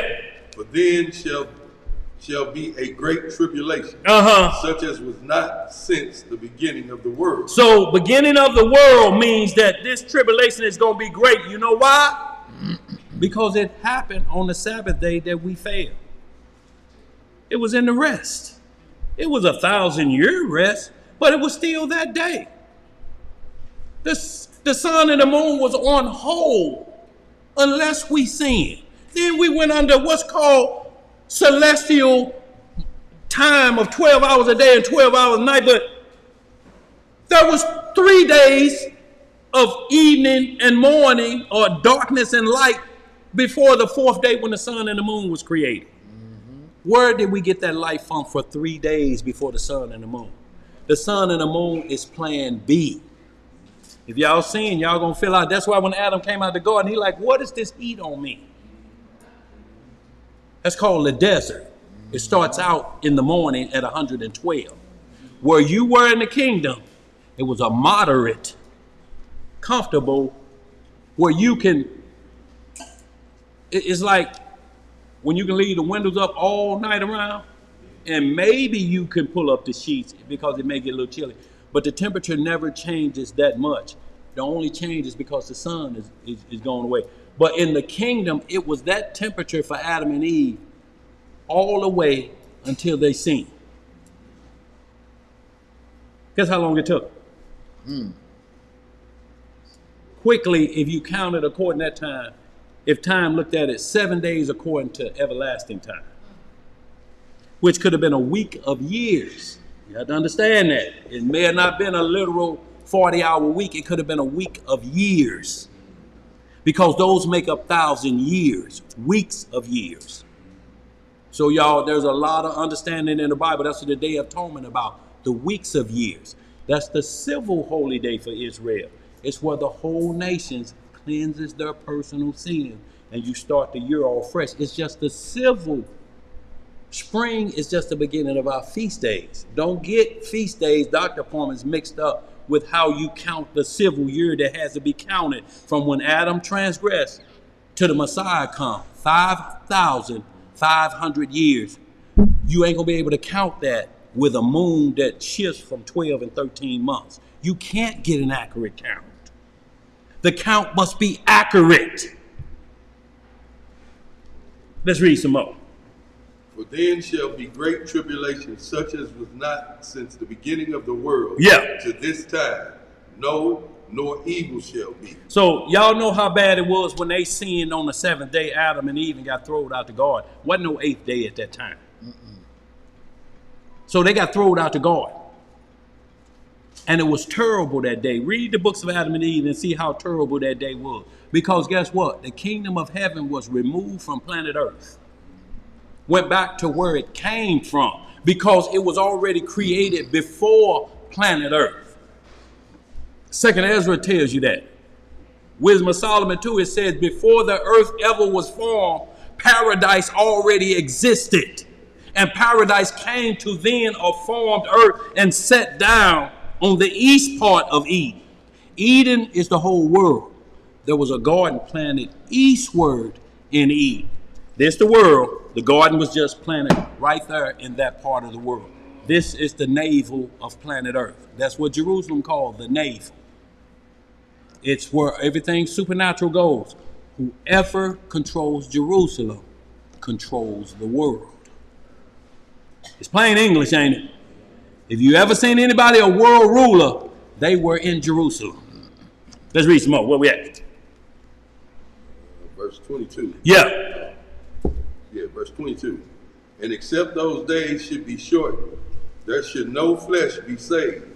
But for the elect's sake, those days shall be shortened. Now we got to deal with short time. It says, unless no flesh be saved. What's the only way no flesh could be saved? Thermonuclear. Unless we shorten the threat of thermonuclear, there'll be no flesh saved. Once a nuke hit, it blocks the sun. Absent of heat mean what? Cold. If the sun don't show up, we will freeze to death. That's what nuclear will do. If it shortened the days, the Most High gonna have to make the second coming quick. This is why we're more concerned with thermonuclear warfare than we are talking about going out into some wilderness to hide. What you gonna hide with thermonuclear war in the air? You think the sun don't keep the wilderness warm? Right. Everything. It's gonna be colder in the wilderness if the sun go out. You ain't got nothing but cold, raw air. At least here we got the engines from a car in a factory going. It heats up the atmosphere around the city. That's why the city is always 20 degrees hotter than in the wilderness. Or I should say in the woods out here, in the desert wilderness, it's different. Let's read some more. Let's get caught up. Verse 23. Yeah. Then if any man shall say unto you, Lo, here is Christ, or there, believe it not. Who here is the Messiah? Yo, that's what Christ means. See, man, that means Christos, and it means this in it. Look up Christ in the same concordance. You look up every Hebrew word in Y and say, what does Christ mean in the Hebrew? That's all we are asking you to do. And quit playing that word etymology game with everybody, because it's in the same concordance you use it. Look up Christ and see if it means Christos from Greek, from Rome. Or somebody lying, ain't they? Right. Many shall say I'm Messiah is what it's saying, and leave many astray. Got messiahs around here. Anytime you say you God and you can cure your God, that's a Messiah. That's a deliverer. That's what the Messiah said he was going to do, didn't he? You got these cats out here calling themselves gods, man, and they don't understand. And the scripture tells us, man, that we made like the Most High. We all are gods. We die like men. These cats acting like they gonna live forever. Living my best life. Yeah, and I'm like, but you're gonna die like men. You know why? Because you look in the mirror and it tells you the truth. Your youth is gone. I don't care what you eating or what you chomping on. When you look in the mirror and see them crow's feet. And if you done had a hard life, you're going to see more than that. You're going to see eagle claws, and because it be looking like this on the side. You be looking like Jasmine Guy. It ain't the same one from... you ain't lying, boy. It ain't the same one from School Day. What was that movie she was in? That weekly show. Living, yes. It ain't the same one. Let's read some more. Well, I should say it's the same one, but it ain't the same look. Tupac Jackson asked in the chat, he said, what up with the songs that you are? Let me get that, so I don't want to, let me get that real quick. Read this for me real quick there. Wisdom of Solomon 3, I believe it is. Let me get that real quick. Because I did mention 2 or 3. Hold on. Hold on a second.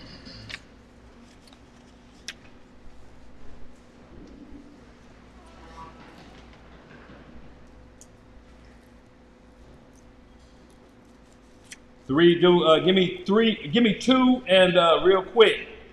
Give me 2 and 22 of that Wisdom of Solomon. Let me find that before what I know is right here. I may be off just a bit. I'm glad he asked.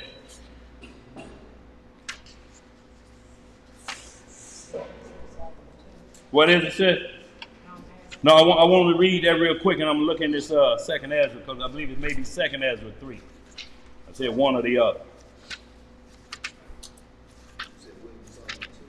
Yeah, I just want to read them last 3 verses on that.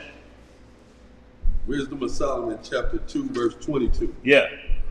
As for the mysteries of Yahweh. Okay, I got it. It's second Ezra 3. But go ahead and read that, because that's how man was. We want to keep telling you when man was God. Man was God before he sinned. Man is not God because gods don't die. You can't find the grave of a demon. You can't find the grave of Satan. They're supernatural. There's no graves for them. Neither can you find the chariot that they ain't no down chariot in Area 51. How you gonna down supernatural? They tell you today with their best equipment, it flew away from them so fast. So you're saying there's a malfunction in the equipment, then they got aliens on lock. Why won't they show them to you? Go ahead, bro. Yeah, that's what they say. That's fake news, though, bro. Can't nobody prove it. Look, all these cameras, and that's why every UFO is always blurry. All the trees, the landscape behind it is clear. You mean to tell me you can't capture a UFO with this technology yet? It's always blurry. Bigfoot always blurry. Is they still claiming the Loch Ness Monster? Still claiming, and it's blurry. They had a new one out just a week ago. Really? And it's still blurry. Because they want this to stay blurry. Right. Where we at? Give me that, read that Zed where you was at, and then give me 2nd Ezra 3. And we're going to start about 4 on that 2nd Ezra 3. But go ahead where you at, Zed. Wisdom of Solomon, chapter 2, verse 22. What it say? For the mysteries of Yahweh, they knew them not. Neither hope they for the wages of righteousness, nor discern a reward for blameless souls. For Yahweh created man to be immortal. What did he create man to be? To be immortal. To be a God. That was the creation. Adam was a God because he was the son of God. Right. Who's Adam's daddy then? And how did they get with dirt to form this daddy? What was he doing with that dirt? So his father, Adam, was born of the Holy Spirit and dirt. But he's a God. Like Messiah was born half of dirt and supernatural. He's a God. And he remains a God. You know what sets him apart from Adam? What did he do that Adam, what did he didn't do that Adam did? Sin. So he's still God. Negroes walking around here talking about they God and got loads of sin on them that must be at judgment day. How another God gonna judge a God? You still gonna be judged because you call yourself. You going to be judged by the God, and He gonna show you why you dead. I mean, you can't separate day from night while you saying God. Boy, if you can't stop the sun from doing what, boy, you got some common sense working over there. But everybody don't have common. It ain't common to everybody. Let's read some more, y'all. Let's get caught up, y'all. So you can't separate day from night. Boy. You probably can't separate the egg from white. Boy, look here. Look here. Boy. Egg just scrambled. Go ahead. You say eggs just scrambled. Yeah. Go ahead, bro. Verse 23. Yeah. For Yahweh created man to be immortal, and made him to be an image of his own eternity. Nevertheless, through envy of the devil. Through envy of who? Of the devil came death unto the world. See, the envy of the devil called death. There's nothing before the devil. So when you hear all this fake news about there's documents out there before law, if they're talking about another adversary other than the devil, then you have to explain how he started death, or this, whoever that God you're talking about. Because this Bible say the devil started death. What else to say, Zeb? Nevertheless, through envy of the devil came death into the world. And they that do hold of his side do find it. So you gonna find death if you hold side of the devil. Right. You'll find death. It'll be made a believer to you, and you'll know you ain't a God at that point. And when you hear the doctors whispering, ain't nothing more we can do for them, that's when you want to turn back. Oh, God, I know I ain't been talking to you in a while, but I've been busy. Oh, now? You ready to rap with it? Right. Give me some of that 2 Ezra 3 real quick. Start at verse 4. Y'all, and this is about paradise before earth was formed. This is what they ruined before planet Earth. They ruined a supernatural location. They brought sin to a supernatural location. Let's read some more. What it say? We're in 2 Ezra, y'all, chapter 3, verse 4. O Master, who bearest rule, thou speakest at the beginning. When did he speak? At the beginning. When thou didst plant the earth. Right. And that thyself alone, and commandest thy people. Right. And gavest a body unto Adam without soul. So he formed it without a soul at first from the dirt. Go ahead. Which was the workmanship of thine hand. And didst breathe unto him the breath of life. What he breathed into him? The breath of life. And he was made living before thee. And thou leadest him into paradise. Where you leading him into? Into paradise. Which thy right hand had planted before ever the earth came forward. See, before ever the earth came forward, it was already planted. It was already designed. Paradise. It ain't changed, y'all. That's why when they sinned, he put angels there to block the way back into it. You won't bring that behavior back in here. Right. And y'all, and this is what we're trying to inform everyone. We can't take this behavior back into paradise. Right. You think the way we think and live, we can take this into paradise? Adam couldn't do it. And he was that before. Real quick, y'all. That's all I want to hear. Real quick. Because it say it what brought him to life, he breathed in him. Give me real quick, John 20 and 22. That's real quick, and then we're going to get back on our lesson. Because the Messiah is God. And he knows what to breathe on you to make you available to live. And until you understand he's God because he's never sinned. You're going to talk about the Messiah, just show us sin and we through with the conversation. We ain't got to go around Joseph. We ain't got to go through none of that. All we need you to do is show him sinning. And then, then it's all over. What you're saying is absolutely right. At that point, if you show one sin. Give me real quick that John 20 and 20 and go down to verse 23. What that say?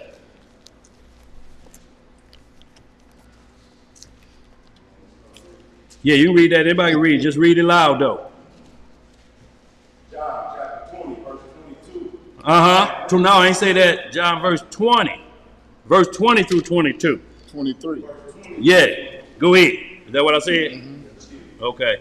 And when he said, when he had so said, he showed unto them his hand. What he show them? His hand. Why was he showing them his hands? Because the nail prints was in them that he had resurrected. Mm-hmm. Go ahead.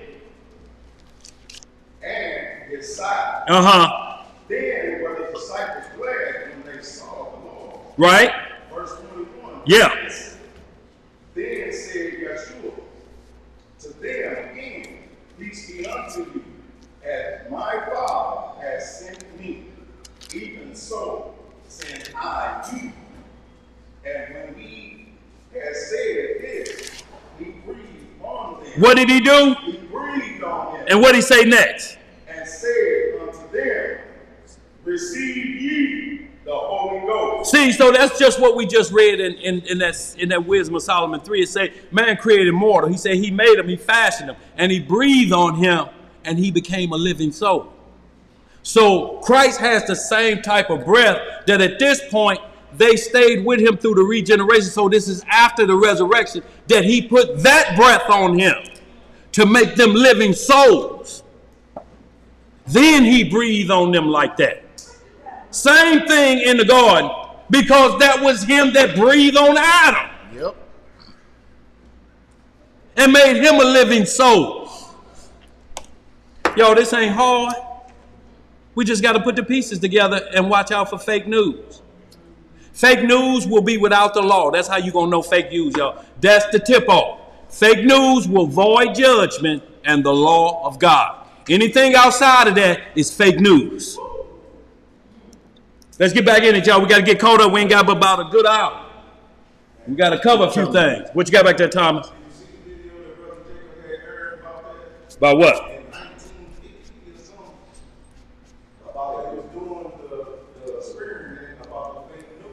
Oh, yeah, that was way back in the early 1900s. It's called propaganda, y'all. It's making you believe something that's not real based off of your ignorance. And I mean, without ignorance don't mean you stupid. You just ignorant. I ain't talking about like that. I'm talking about ignorant mean without knowledge of a subject. If you're in the Quran, you're without knowledge of the subject of the last days. If you're in, come on up, Nat. If you're in Egyptology, you're ignorant of the knowledge of the last days. You're ignorant of the second coming of Christ. That's what we mean when we say ignorant. You're ignorant of the mysteries of the Most High. You can't throw his book away or say it's tampered with. That make you more ignorant, don't it? Let's read some more. We're going back to that Matthew. Right? Yeah, 24. Matthew chapter 24, verse 24. Yeah. But there shall arise false Christ and false prophets, and shall show great signs and wonders, insomuch that, if it were possible, they shall deceive the very elect. What shall they do? Deceive the very elect. Yo, we're talking about the very elect. That's somebody on their game. Right. And the wonders of the antichrist. Like I'm saying, if y'all shook with fake news, we ain't nowhere near ready when the antichrist is released on the earth, because Satan gonna give him all his power. I'm talking about the same powers he convinced a third of the angels with in the heavens. Already made it. Already made, and he conned them. That force is going to be released on earth, and it will deceive the very elect. If it were possible. That's the next word. What else the next word say? Behold, I have told you before. Wherefore, if they shall say unto you, behold, he is in the desert, go not forth. Go not forth if they say he in Dimona. What we going over there for? What Dimona at? Right. That's in the desert of Israel. Yep. That ain't the Jerusalem. That's Dimona. Ain't nowhere near, thou shalt flee to Dimona. It shall be a safety place. Do not fear because there's a nuclear reactor there. Right. Don't fear of the glowing green and yellow. Just know that you ain't in here.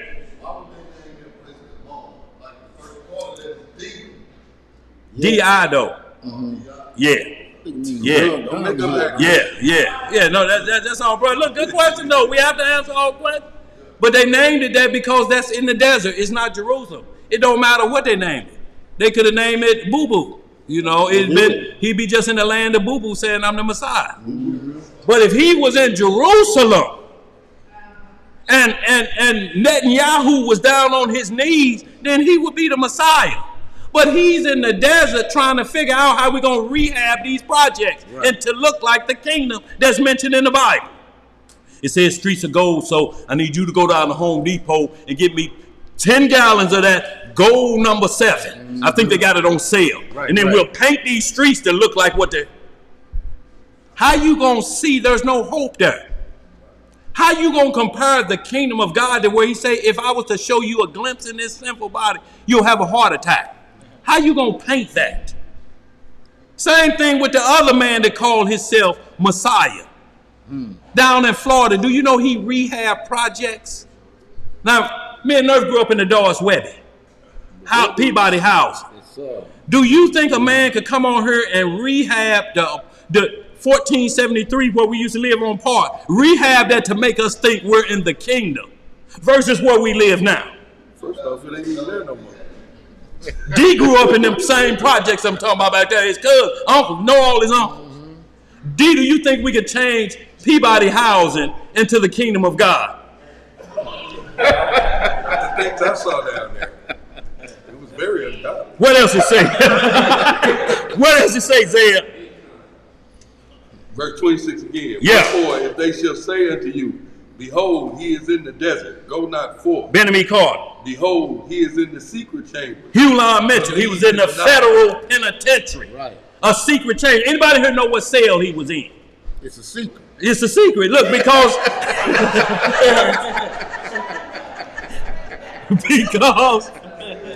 and not only that, y'all, but he was calling from jail, still trying to teach classes. Where in the scripture it said the Messiah shall be teaching from jail. And I just want to say to my flock, stay strong. I'll be out of here. Phone check, homie. I'll be back next class. And not only that, what you read, he can't never have a second coming because when he got out, they put him on papers. Right.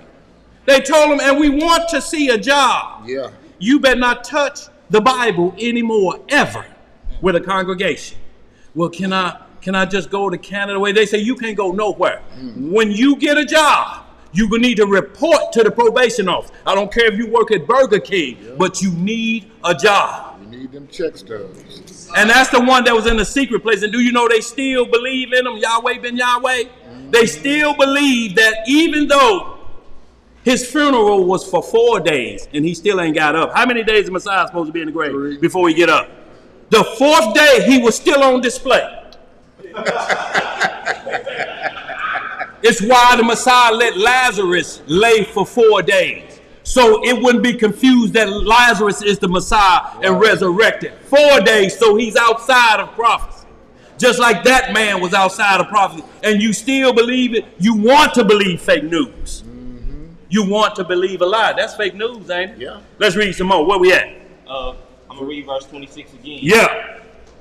Matthew chapter 24, verse 26. Wherefore, if they shall say unto you, behold, he is in the desert, go not forth. Behold, he is in the secret chamber, believe it not. Right. For as the lightning cometh out of the east, and shineth even unto the west, so shall also the coming of the Son of Man be. Now, fake news gonna put it out there twice. If anybody can Google it right now. Longest lightning flash happened a week ago. It started from the east and it went to the west, but it was only 438 miles. They say that's the longest lightning strike. Fake news will have you believing we ready to do this versus it. You see the lightning coming from Jerusalem and past Kansas City, heading past California, all the way through the west. That's what we're waiting on. But somebody Google real quick.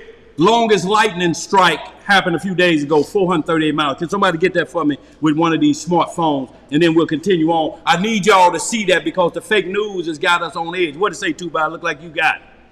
His forehead wrinkled up. A boat Yeah. nearly 800 kilometers, 500 miles across 3 states, now holds the record for longest lightning flash on February 7, 2020. See, the longest lightning flash, 20 what? 2022. 2020, the longest lightning flash is how many meters? 800 kilometers. When you break down kilometers into miles, it's going to be about 400 miles or however it is. But break it down yourself. And they say on record, that's the longest flash. They break it down to 500 miles. 500 miles, that's the longest flash. Across 3 states. Across 3 states. That's all it went across 3 states. That's not Matthew 24. That's not the second coming of Messiah. It's only happened twice that they recorded it. Get ready. The longer one is coming. That's the one we need to look for. Not crossing 3 states. They didn't see it in Chicago. They didn't see it over here. No, the whole world will see the lightning flash.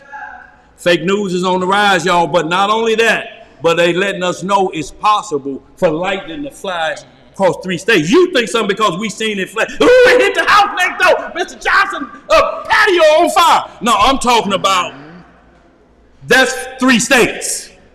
We see it flash here. Ruff called us from Kansas City, said, man, I just seen a flash come from St. Louis. And then somebody further west, Kansas, tell them, Ruff, I see it too, but it stopped right here. That's just going across 3 states, y'all. We're talking about a flash coming from Jerusalem so bright, 10,000 times brighter than the sun, all the way past us. That's when we're going to know it. Or don't let this fake news get you caught. It's real, but it's not the lightning flash that he just read about. Right. It's not that one. It's a lightning flash. It's a lightning flash, and it's the longest one, but it's only 3 states. Right. No, we're not talking about 500 miles. We're talking about from the east to the west, which could be what? It's 2,000 miles to go to New York to California.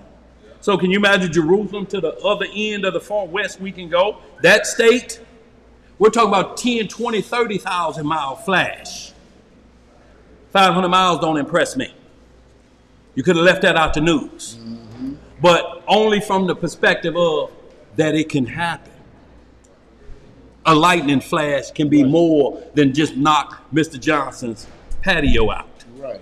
Let's read some more. Verse 28. Yeah. For wheresoever the carcass is, there will the eagles be gathered together. We're going to hold there, y'all. No, go ahead. Read on down to 30. Yeah. Verse 29. Yeah. Immediately after the tribulation of those days. Immediately after what? The tribulation of those days. Shall the sun be darkened. And the moon shall not give her light. And the stars shall fall from heaven. And the powers of the heavens shall be shaken. Right. And then shall appear the sign of the Son of Man in heaven. And then shall all the tribes of the earth mourn. And they shall see the Son of Man coming in the clouds of heaven with power and great glory. Now let's see when the gathering happened, because that's the next verse. Then what happened after tribulation? Verse 31. Yeah. And he shall send his angels with the great sound of a trumpet. So that's the last trump. Look here. All hell done broke loose on earth, and the last trump ain't even been blowed yet. Right. Let's read some more.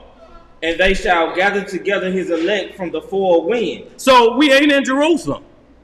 Jerusalem got 4 winds. So that means we may be here during tribulation. Right.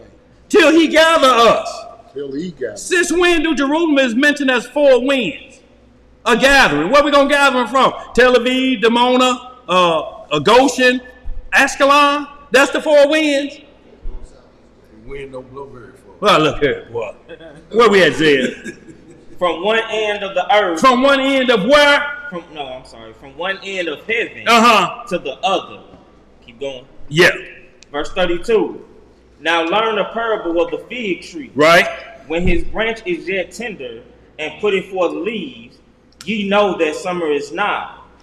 So likewise ye, when ye shall see all these things, know that it is near, even at the door. Now hold it right there, but see, I'm looking for no man, no, not the hour, nor the day. I think it's verse 36. So give me 36. Well, that's the next verse. Go ahead. This is very important, y'all. Verse 34. Yeah. Verily I say unto you, this generation shall not pass till all these things be fulfilled. So you have to be living in that generation. Are we living in this generation, y'all? It's possible. But how long is a generation? Because we have generation broke down when Abraham got the covenant. That was 100-year generation, or 400 generation. When Jacob was born, that's a 40-year generation, the lifespan of a man. So regardless, if this is the beginning, we got a minimum 40 years if you take low end on the generation. We got 40 more years to go. Get ready for the next COVID, because we got 40 more to go. Y'all, this is if we don't put it in its perspective. It said this generation. That means we have to last throughout the generation prior to the second coming of Christ, however long that generation is. We know it includes 3.5 years of terrible time. We know that if the man make it past the 1,290 days to the 1,365 day, he's going to be even more blessed than those that make it through the 300 years, because you lasting through tribulation even after that. Technically, you the one that close and turn the lights out on America. You wait till everybody else got out, you close the lights. You turn off the lights. I'm the last one out here. Everybody gone. Click up. That's the man that goes to the 1,300, because it has to be an explanation for that. Why are they more blessed than the ones who just make it through tribulation? Why do they make it them extra 113 days? What do those days mean? Let's read some more, y'all. Verse 35. Yeah. Heaven and earth shall pass away, but my word shall not pass away. But of that day. Of that what? That day. How long is a day? 1,000 years. Or 24 hours, so we got to make up our mind which one we want. If it's 1,000 years, if that's the beginning of it, y'all, we still got 1,000 years we got to wait. If this is the beginning of sorrow, we got 900 more years to go. Who going to be around in here? Nobody. Baby Grace? Or if it's that day, 24 hours, we don't know the day. But let's see, what else don't we know? And hour knoweth no man. So we know hours are not included into the 1,000-year millennial. So when we talk about hours, we know this talking about a 24-hour day. We don't know the day that it's going to happen. If it hit Thursday at 2 p.m., nobody can say the day that the second coming going to happen. What else to say? No, not the angels of heaven, but my Father only. See, the Father only know, but the Messiah know now, because he sits right next to the Father. I'm going to send you back on this day. But Satan don't know. Satan ain't got a clue, because if he knew when he cast the demons out, they wouldn't have said, "Or you come to torment us before the time." Right. You ain't even in the week yet. We still got time to go. What you said? This a second coming? We miss your birth? What's going on? He sent him into a herd of swine, because it wasn't time yet. Y'all, but you know what we can know? You can hold that. Would you finish with that verse? Y'all can hold that. But what we're talking about is, can we know the week? Yes, we can, because he told us to go to Daniel the prophecy that breaks it down in weeks. See, just say it happened beginning of next week, y'all. We can say it's about to go down in this week. The day and the hour is the problem. See, if he lets you know the day and the hour, you know what we'll do? Party like it's 1999 to that hour. Yep. We'll get all the sin out of us then, instead of the Day of Atonement. You just want to get it out your system. That ain't what that ain't the Day of Atonement. That's the day of flushing wickedness under your understanding. Right. Your turn. You know what we ain't never did? We ain't never rode a horse naked. Ain't nobody see. Let's ride a horse naked. Still ain't either. Look. I hope you got a saddle on. That boy, look here. You do about scratching and itching. But y'all, that's what we saying, y'all. We can know the week because the prophecies were broken down by weeks. We can get into the week, but we can't know the day and an hour. He's not going to leave us that far out for preparation. He's going to at least let us know the week, but not the day. If I let you know the day, y'all going to shorten the week. Y'all see, we already are microwave people. You put the microwave on 2 minutes and snatch the door open at 1:58. What was those 2 seconds going to do to whatever you had in the microwave? Shalom, family. Shalom, y'all. Shalom, y'all. Be careful over there. Look at that Todd. Shalom, Gabby. You know, we got to be careful with Tyler. You know, we don't want him to get mistaken for Usher. He looked just like Usher, don't he?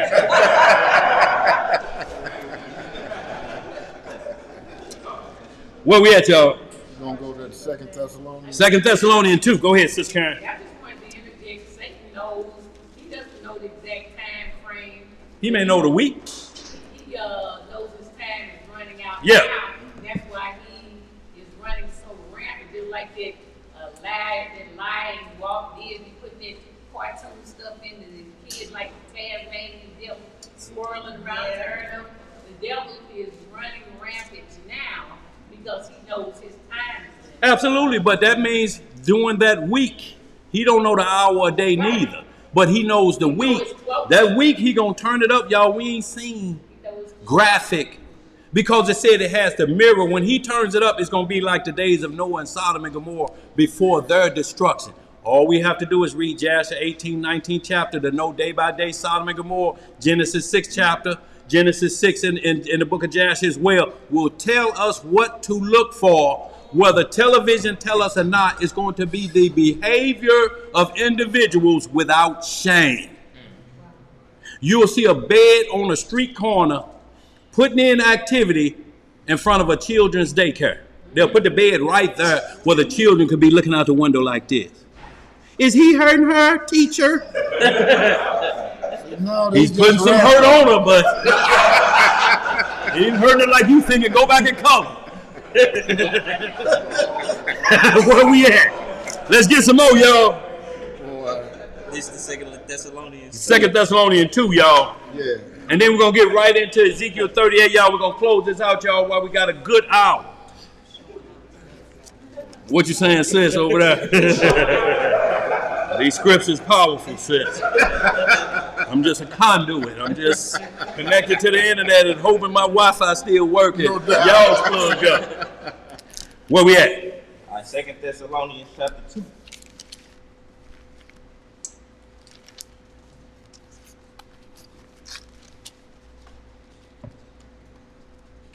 All right, 2 Thessalonians chapter 2, verse 1. Uh-huh. Go ahead, bro. I'm good. All right. Now we beseech you, brethren, by the coming of our Lord Jesus Christ. So what are we begging you for on instruction by the what? Coming of our Lord Jesus Christ. So all we doing, brother, we want to talk to you about the second coming. We beseech you, pay attention to what we're saying about the second coming. Let's read some more. And by our gathering together unto him. And by our what? Gathering together unto him. So did the script say how we going to be gathered? Mm-hmm. Let's read some more. Verse 2. Yeah. That ye be not soon shaken in mind. Don't go for the fake news. Or be troubled. Or be what? Troubled. Neither by spirit, nor by word, nor by letter as from us. As that the day of Christ is at hand. What is it? The day of Christ is at hand. Let no man deceive you by any means. See, that word is there again. Let no man continue to deceive you. So it's not Satan that deceives you. It's a man that deceives you. Satan gets the man to deceive you, so I get both of them. Satan asks you the truth about the law. He ain't never told you to break the law. Man tells you to break the law.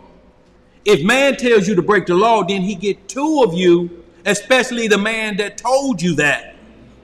Because you can't get into the kingdom if you teach man to break the law. Satan don't teach man to break the law. He teach you to your lust of breaking the law. It's two different things. He says, what do you like that the law tells you you cannot do? That's what he asks you. Just like he asked Eve, what God said, I can't do this, I can't do that. He's like, oh, you got to be kidding me. What kind of life y'all gonna live like that here in paradise? Shalom, sir. Shalom, sir. What kind of life y'all gonna live like that in paradise? Y'all gonna be bored. That ain't no fun. That's no fun at all. This is how quick he can get in there, y'all, and deceive man. He didn't deceive us. Or he didn't put down there, God say it's okay to have sex with men. Men have sex with men. Who said that, man or Satan? Man. They may be working from the guise of Satan because he likes to do it. But he never told him to break God's law. He asked you first. Did God say a man can sleep with a man? No, he didn't. Well, look, until you understand Sphincter excitement. God trying to keep you from understanding sphincter excitement. And I have to say that because our baby in here. But y'all look up what the sphincter muscle is. He's saying God don't want you to have no sphincter fun. Now, what's itching your ear about having sphincter fun and it can't produce a baby? Man, I don't even know what sphincter is, and I'm afraid that you know what look sphincter here.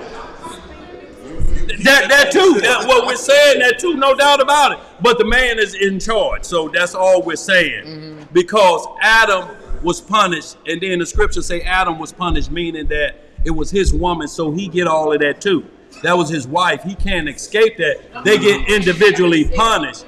Yeah, but the script, but no doubt about it, because he comes through them first. Because he know who. If I can get you, if I can get on your emotional side, he don't have one. I need to get to your emotional side. And that's your emotional side.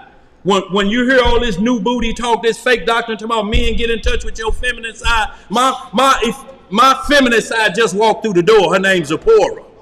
That's who I have to get in touch with on my feminine side. Ain't none dwelling in here. If it is, it's a problem. A man cannot wear that pertains to a woman, even the feminine side.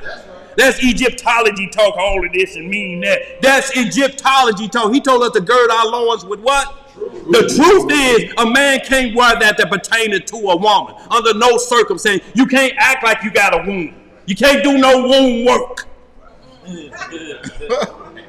Because you ain't got a womb. If you cut your package off and they make it a womb, it's going to close up because it's a womb, W-O-N-D, not W-O-M-B. And you're going to have to take pills to keep it open. So all you keeping open is an open wound that keeps trying to close up like this because it's not a W-O-M-B. Let's read some more. What you got back there, Emo?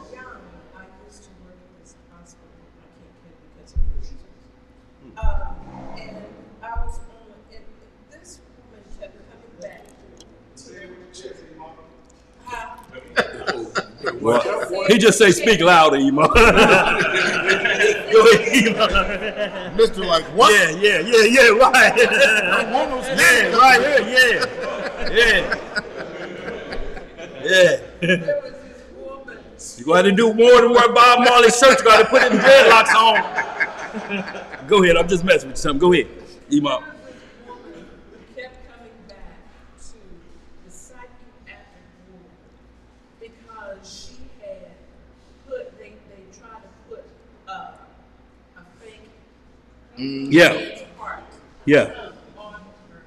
Yeah.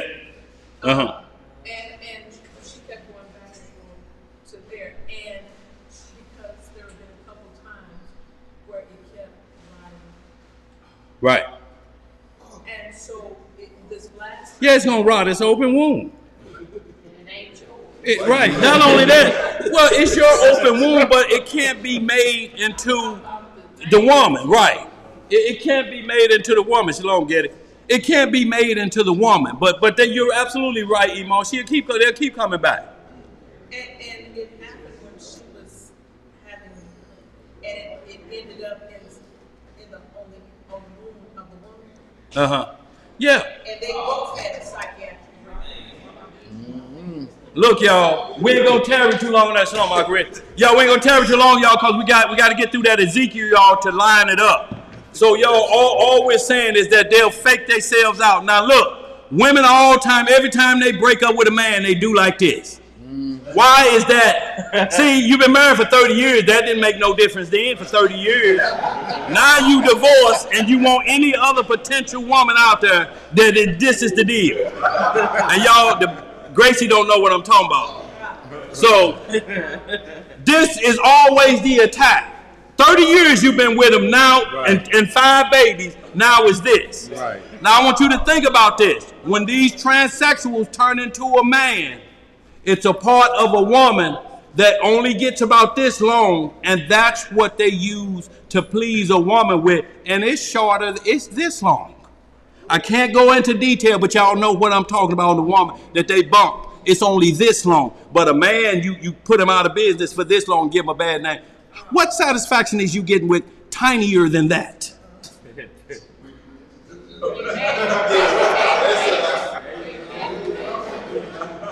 That's when the devil has your mind thinking, it don't matter if it's short, if it's we. You're still a man. No, you ain't. You're a woman that's trying to make that part a man.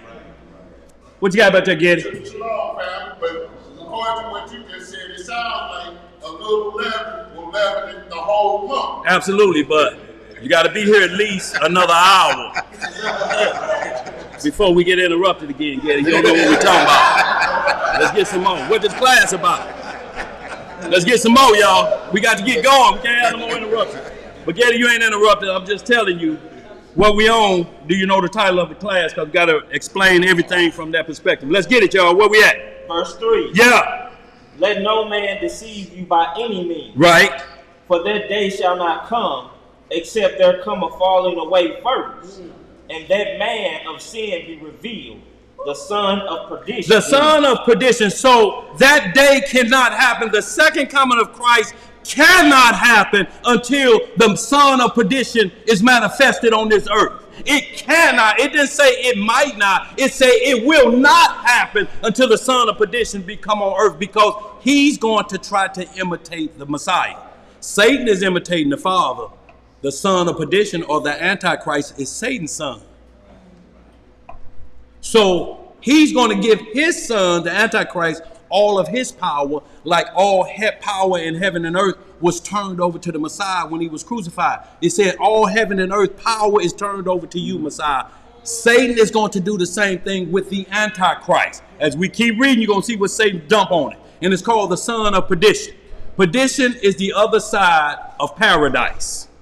It's where the rotten souls go to and wait on judgment.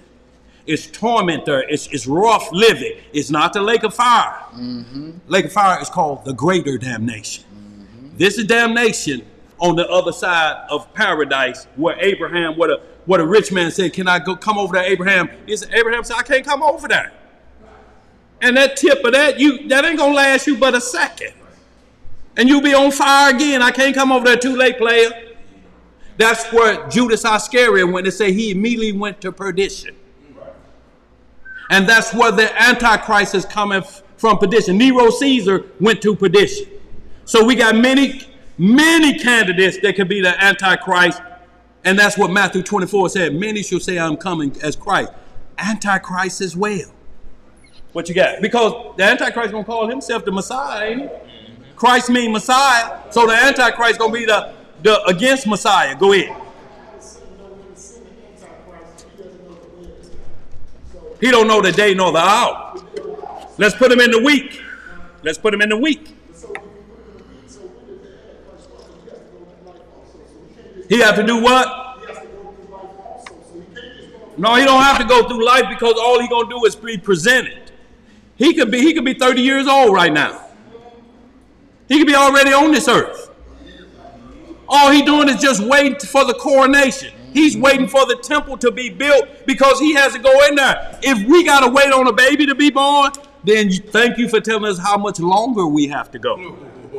Because that's all you just did. All you just did is say, if he ain't born yet and he got to be born, or wherever he coming from, for him to get old enough to be a world ruler, that puts about another 30 ball on us. So we'll be here at least another 30 years before we go down.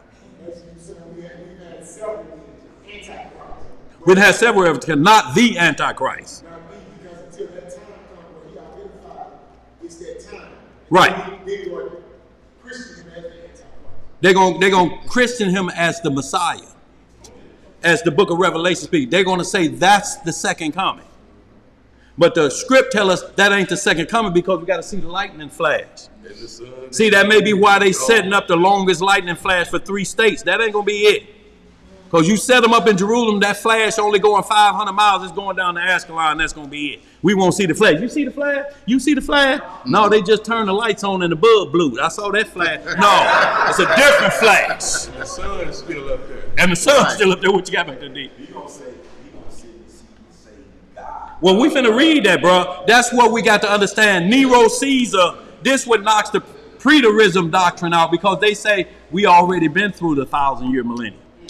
They say that happened in 7 AD, but Nero never took the throne. he sent his captain Vaspian to Jerusalem. They just desecrated the temple. He never did sit up there and say, I'm God, and bring all the nations to him to worship him. The Antichrist will do that. Of those that are deceived, even the very elect, if it were possible. But he can't get the very elect, because the very elect supposed to stick with the script and don't chase fake news. The only way you won't make very elect is if you chase fake news. It's the only way, Emo. Let's get some more real quick, y'all, because we got to get out of here. We got to go. I want to get into that Ezekiel, y'all, while we got 45 minutes. Let's get it. Verse 4. Yeah. Who opposed it and exalted himself above all that is called God. See, he opposed it and exalted himself above all that is called God. We got Negroes running around now here opposing themselves all that is God, saying, my diet is the best diet, better than God's. He ain't the Antichrist, though. He's not the Antichrist. You can't even do what Balaam and Janus and John Breeze was doing. You're just doing a voice seduction and health seduction. You're not doing making things happen. You're not this water just fly back there and bust over Wayne's head back there. I'll show you something greater. And then flip the words around there on our Lazarus shirt. Instead of say Puma, it say a mumpum. And he looked down like that. No, money driving that Antichrist. Because if you ain't got none, you get no miracles from it. Let's read some more. Go ahead. Not only avoid that fake news, avoid these fake Jews. Boy, look here.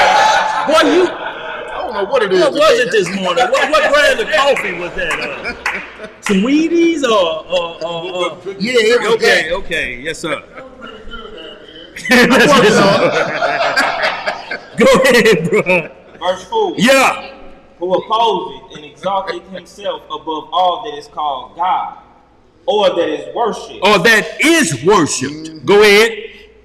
That he as God. So that he as God sitteth in the temple of God, showing himself that he is God. So we got a deal here, and y'all, the temple of God, because it's supernatural. If he sits in here first, showing himself that he's God, it don't matter a man over there in the building. He's going to set in here first, showing you that he's God. You got to believe it here first before you go trampling to something else. The Lord is there. Come on with me, man. How you know? Man, I got it up here, man. It's up here.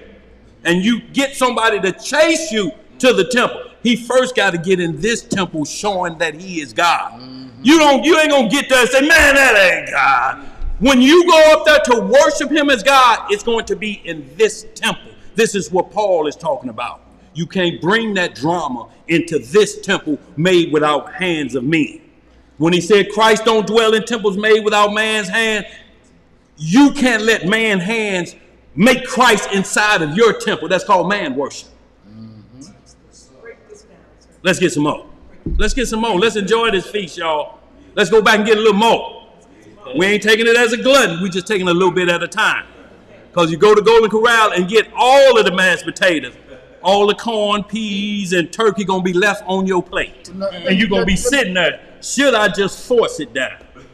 Daniel, that's what I was saying probably last week about. It's a documentary. It's called The Source Family. And this guy had a health food restaurant, but he was into all of this other stuff, I'm going to say. But then he went to visit one of these gurus, and the dude had his picture on the wall, and everybody was worshiping that. And then when he got back to his restaurant, and he was talking to his people, and they was like, well, why you got a picture of another man on your wall? He took that picture down, put his picture up, then all of them started following up under him like he was the big muckety muck. Yeah. And he led them, but you got to watch this called The Source Family. Right. And we watched it straight through on YouTube. Yeah. Because there was other things that commercials. But yeah, that's a good one to watch. And then y'all will see the similarities between this person that we know and this cat in the thing. And I see how people get led astray like that because they want to believe a lot. Look, they put an image up for you to get inside of you. Right. So every time you read this scripture, that's the image that get inside of you. And that last sentence saying, showing himself that he is a God. It's why Jesus' picture hangs above the Bible in every church. So when you read the Bible, you look up. Yep. Even if it's a black one, you can't have a picture of Lou Rawls up there. And his hair like wool, surely. And see, the only difference, Lou Rawls said he was a natural man. Right. The Messiah is a supernatural man. It's a difference, y'all. Don't be this. He sings, I'm a natural man, just like a natural man. See, but now he was saying he's a supernatural man. What you talking about saying? You can't even sing that right. Look. I ain't said nothing about the gift of singing. Y'all know that. If I sung it right, y'all be trying to get me. Come on, you got to do something at the Passover. I ain't gonna do it. Ain't gonna do it, Zeb. Ain't no need you trying to trick me. Go ahead. Different gifts to people. Yeah. And your gift is wedding. But basically, he wants to sit, like he sits on the right hand of the Father, he wants to sit on the throne in your heart. That's what we're talking about. That's what he wants to sit. He has to sit there first. That's why you have to guard the loins of your mind. He must start here first. Convince you that you need him. Just like we're convinced by the scripture that we need the Messiah, ain't nothing else going to help us. There's no other door. He's going to convince you in your temple that he's that door. Yep. Y'all waiting on that door, dog. I'm that door. Look, dog, look, this ain't even, I'm better than Menards. I'm better than Home Depot. I'm that door. Right, I'm the dope. But he's not the door. He's the way to hell. And if you follow him, already he got you in there. You got one foot on a banana peel and the other one already in the lake of fire. Where we at? Wall Street in the chat asks, Daniel Solomon, can you tie in the two witnesses and their place in prophecy to this lesson? We're going with it. Revelation 11 on the list, ain't it? We're going there.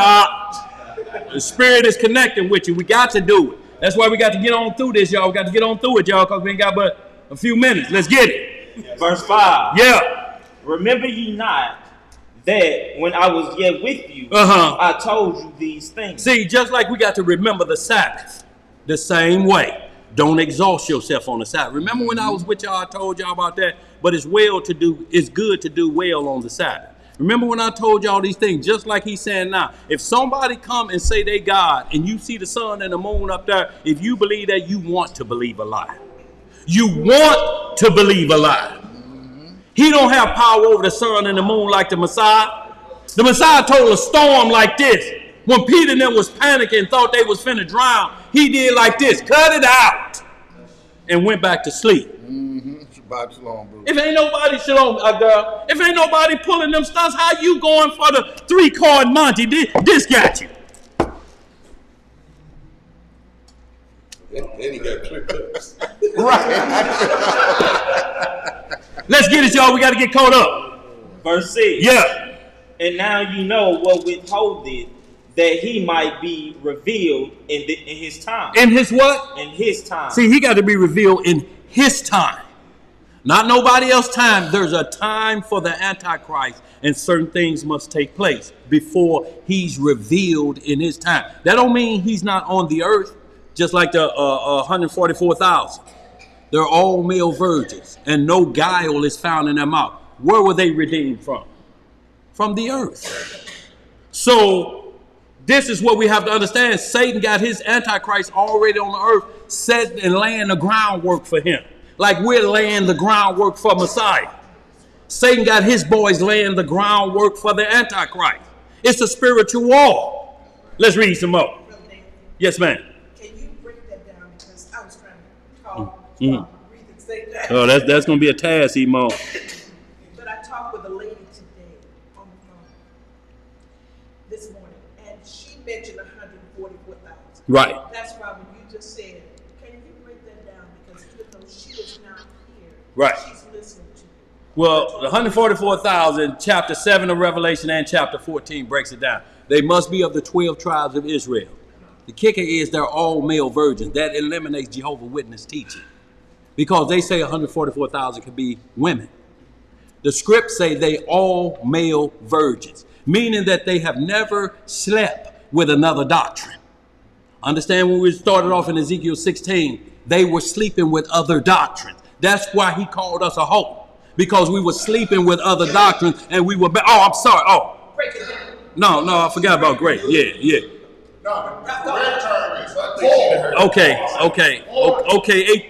WHORE. So, but we say it like a garden too, you know. That's just that Mississippi got in me. But y'all know what I mean. So that's the same thing, Emo. He said they were free of whore doctrine of other gods. There's no guile in their mouth, meaning they never trick people. You know who's a great candidate? Nathaniel. Is that the one who was under the tree in John when he said an Israelite indeed with no guile? He's a possible candidate. Kept the law, never saved 144,000 are not sinners, but there's no guile in their mouth. If they sin, they say, I sinned against you, brother. I apologize. I did this against you. I sinned against God first and then you. That's no guile. Guile is trying to cover up the sin. God is going to court and test the lion when guile is in your mouth. You blame everybody else. It's like the man ready to stone the woman caught in adultery and ain't no man there. He's ready to throw two, but you only got half the party there, so you're breaking half the law. Y'all understand? Guile means evil talk and trickery and slick and deception coming out of your mouth to get somebody to turn from God. But he warned us, they can't get you if you keep your eyes in the scripture. If they get you, you want it to be God. You know if this man ain't God. You know when you walked in the bathroom and came out of there and they need to put homicide tape up there. That ain't God. And then come out and don't even wash his hands. You know that ain't God. Sink dry. Boy, look, sink dry. Go ahead. What you say? Yeah. And y'all, and when we talk about evil communication, it don't mean you can't talk about the devil. You can't teach the devil. That's evil communication. You can talk about the devil as a no good dog. He treats, and watch it if he try to get you to wear a hexagram. That evil communication coming out of you, because it finished that script, it say, except ye edify. So you have to edify the behavior so it's not sounding like, because if you twist that the wrong way, you will think that means you can just say whatever you want to say.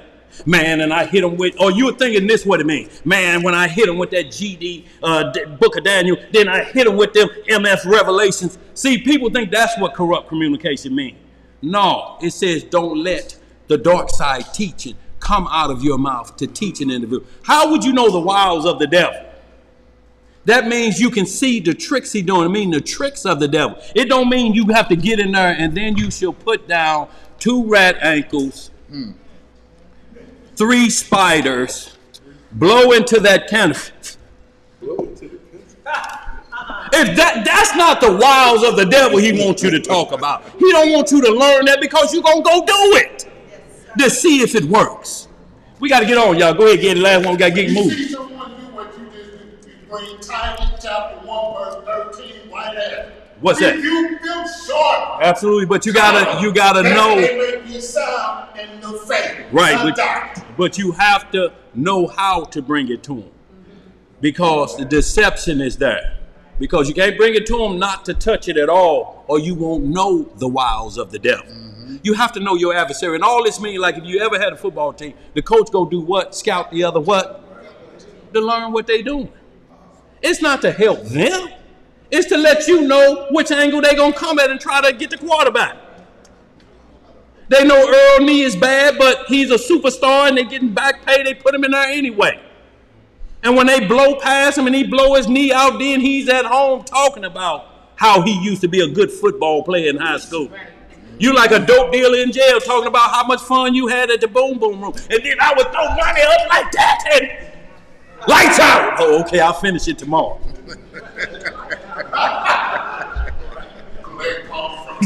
Yeah, let's get it, y'all. Where we at? Let's finish that out, y'all. We gotta go, y'all. We got a half hour. Verse 7. Yeah. For the mystery of iniquity doth already work. So it says iniquity, the mystery of it already working. It's working, we just ain't found out the mystery. The mystery is like Scooby-Doo now. Remember they used to find out the mystery? It's already, we just got to find out the mystery that's already working. We got Minty Antichrist. Anybody that say a non-messianic, they're Antichrist. Anybody say Joseph is the daddy, they're antichrist. Because they're looking for a blemished Messiah. If you teach Joseph is his daddy and he had an illegal intercourse with conception of the marriage, then that's a blemished lamb that is going to produce. Ain't no way to do it. How you going to trust in a blemished lamb?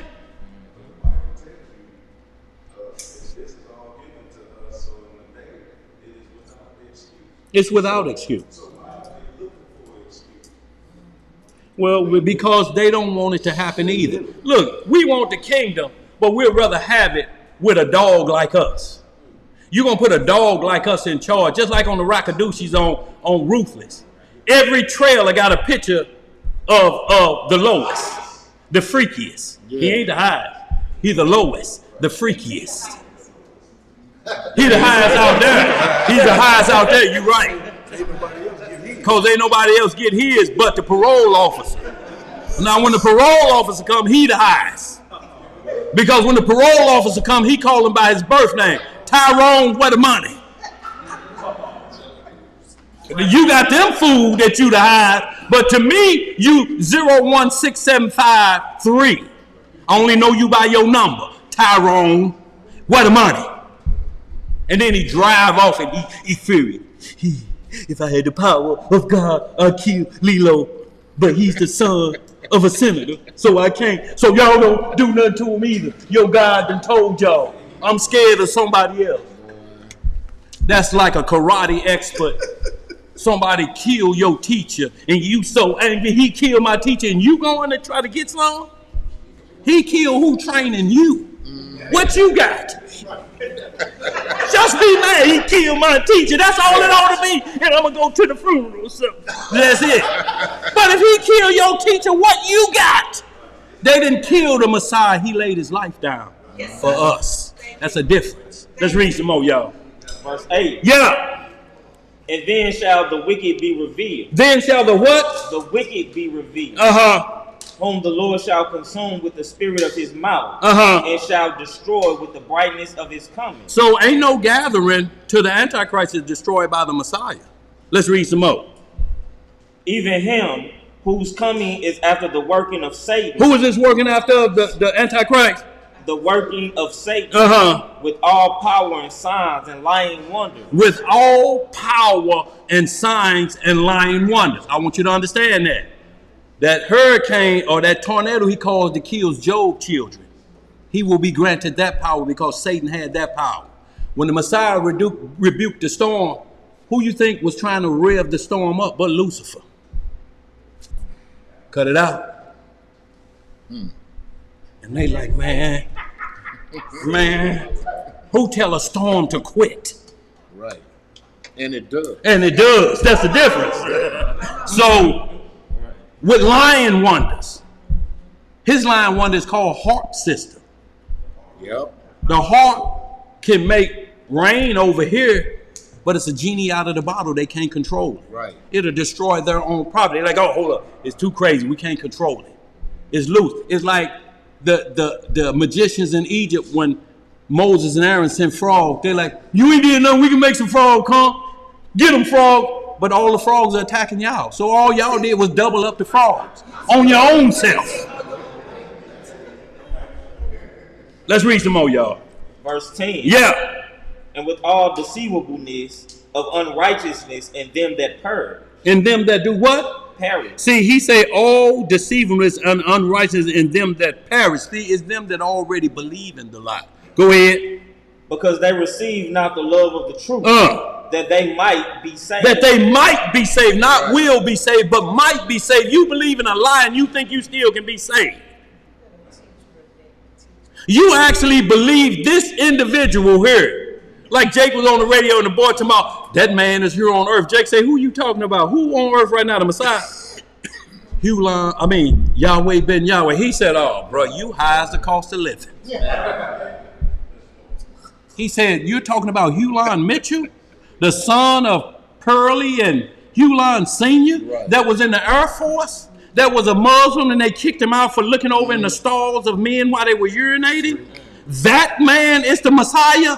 The one who got a book, you can go down to the library called Brother Love and look at him sitting in regal room chairs like a player like this with jewels on, legs crossed in a wicker chair. That Negro's the Messiah. He said, brother, you higher than the cost of living. He tried to argue. He said, Brian, we ain't gonna argue with you no more. Go down to the library and call us.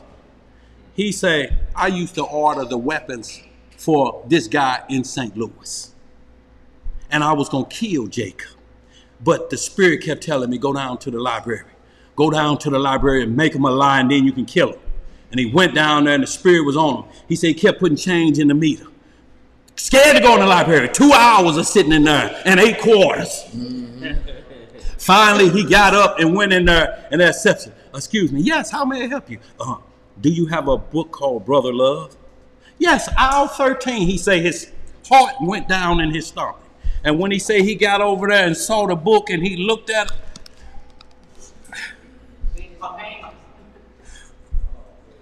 he said, I'm going to use them weapons on him whenever I see him. He didn't deceive me. He didn't deceive you. You wanted to be deceived. You want heaven right now before you die. We may not get it right now, y'all, because it may not be time yet. We may be in the beginning of tribulation. That may mean 10, 11 years. Do you know 2 years passed when Moses first went to Pharaoh? They left for 2 years to see if he going to change his mind. 24 months they was gone. And then they came back and then it started. Years adding on. Yo, we dropping off like flies right now from Corona and the Antichrist ain't even got here yet. What is we talking? Right. Let's read some more, y'all.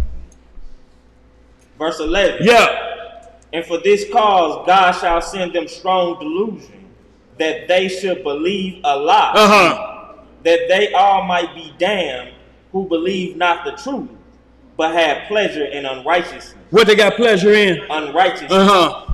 But we are bound to give thanks always to God for you, brethren, beloved of the Lord, because God hath from the beginning chosen you to salvation through sanctification of the Spirit and belief of the truth, whereunto he called you by our gospel, to the obtaining of the glory of our Lord Jesus Christ.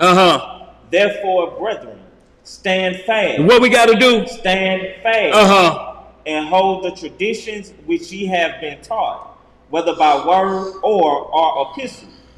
Now our Lord Jesus Christ himself and God, even our Father, which hath loved us and hath given us everlasting consolation and good hope through grace, comfort your hearts and establish you in every good word and work. See, you have to comfort yourself in every good word and work. So there's two. This is what he's talking about. He's not talking about, it's not about works lest any man should boast. He's talking about the work of the gospel, what we have to spread. There's no power in our hands. Y'all, we can't take these nations. They playing with big boy guns.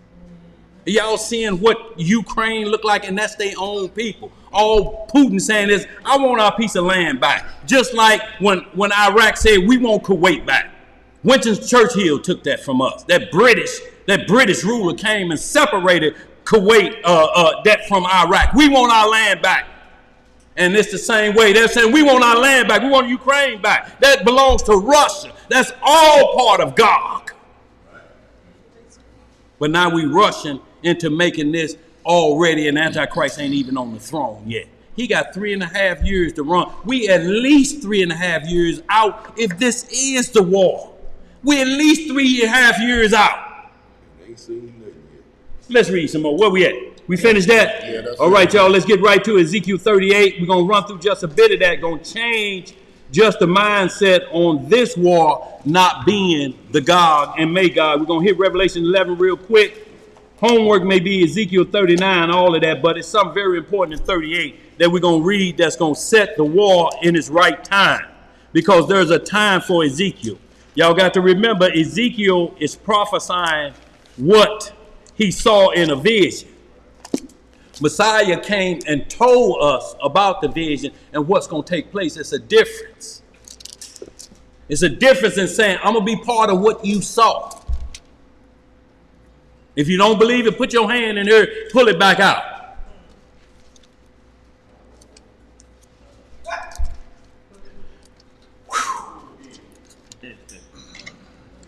always signs and wonders, because the antichrist has to come with signs and wonders.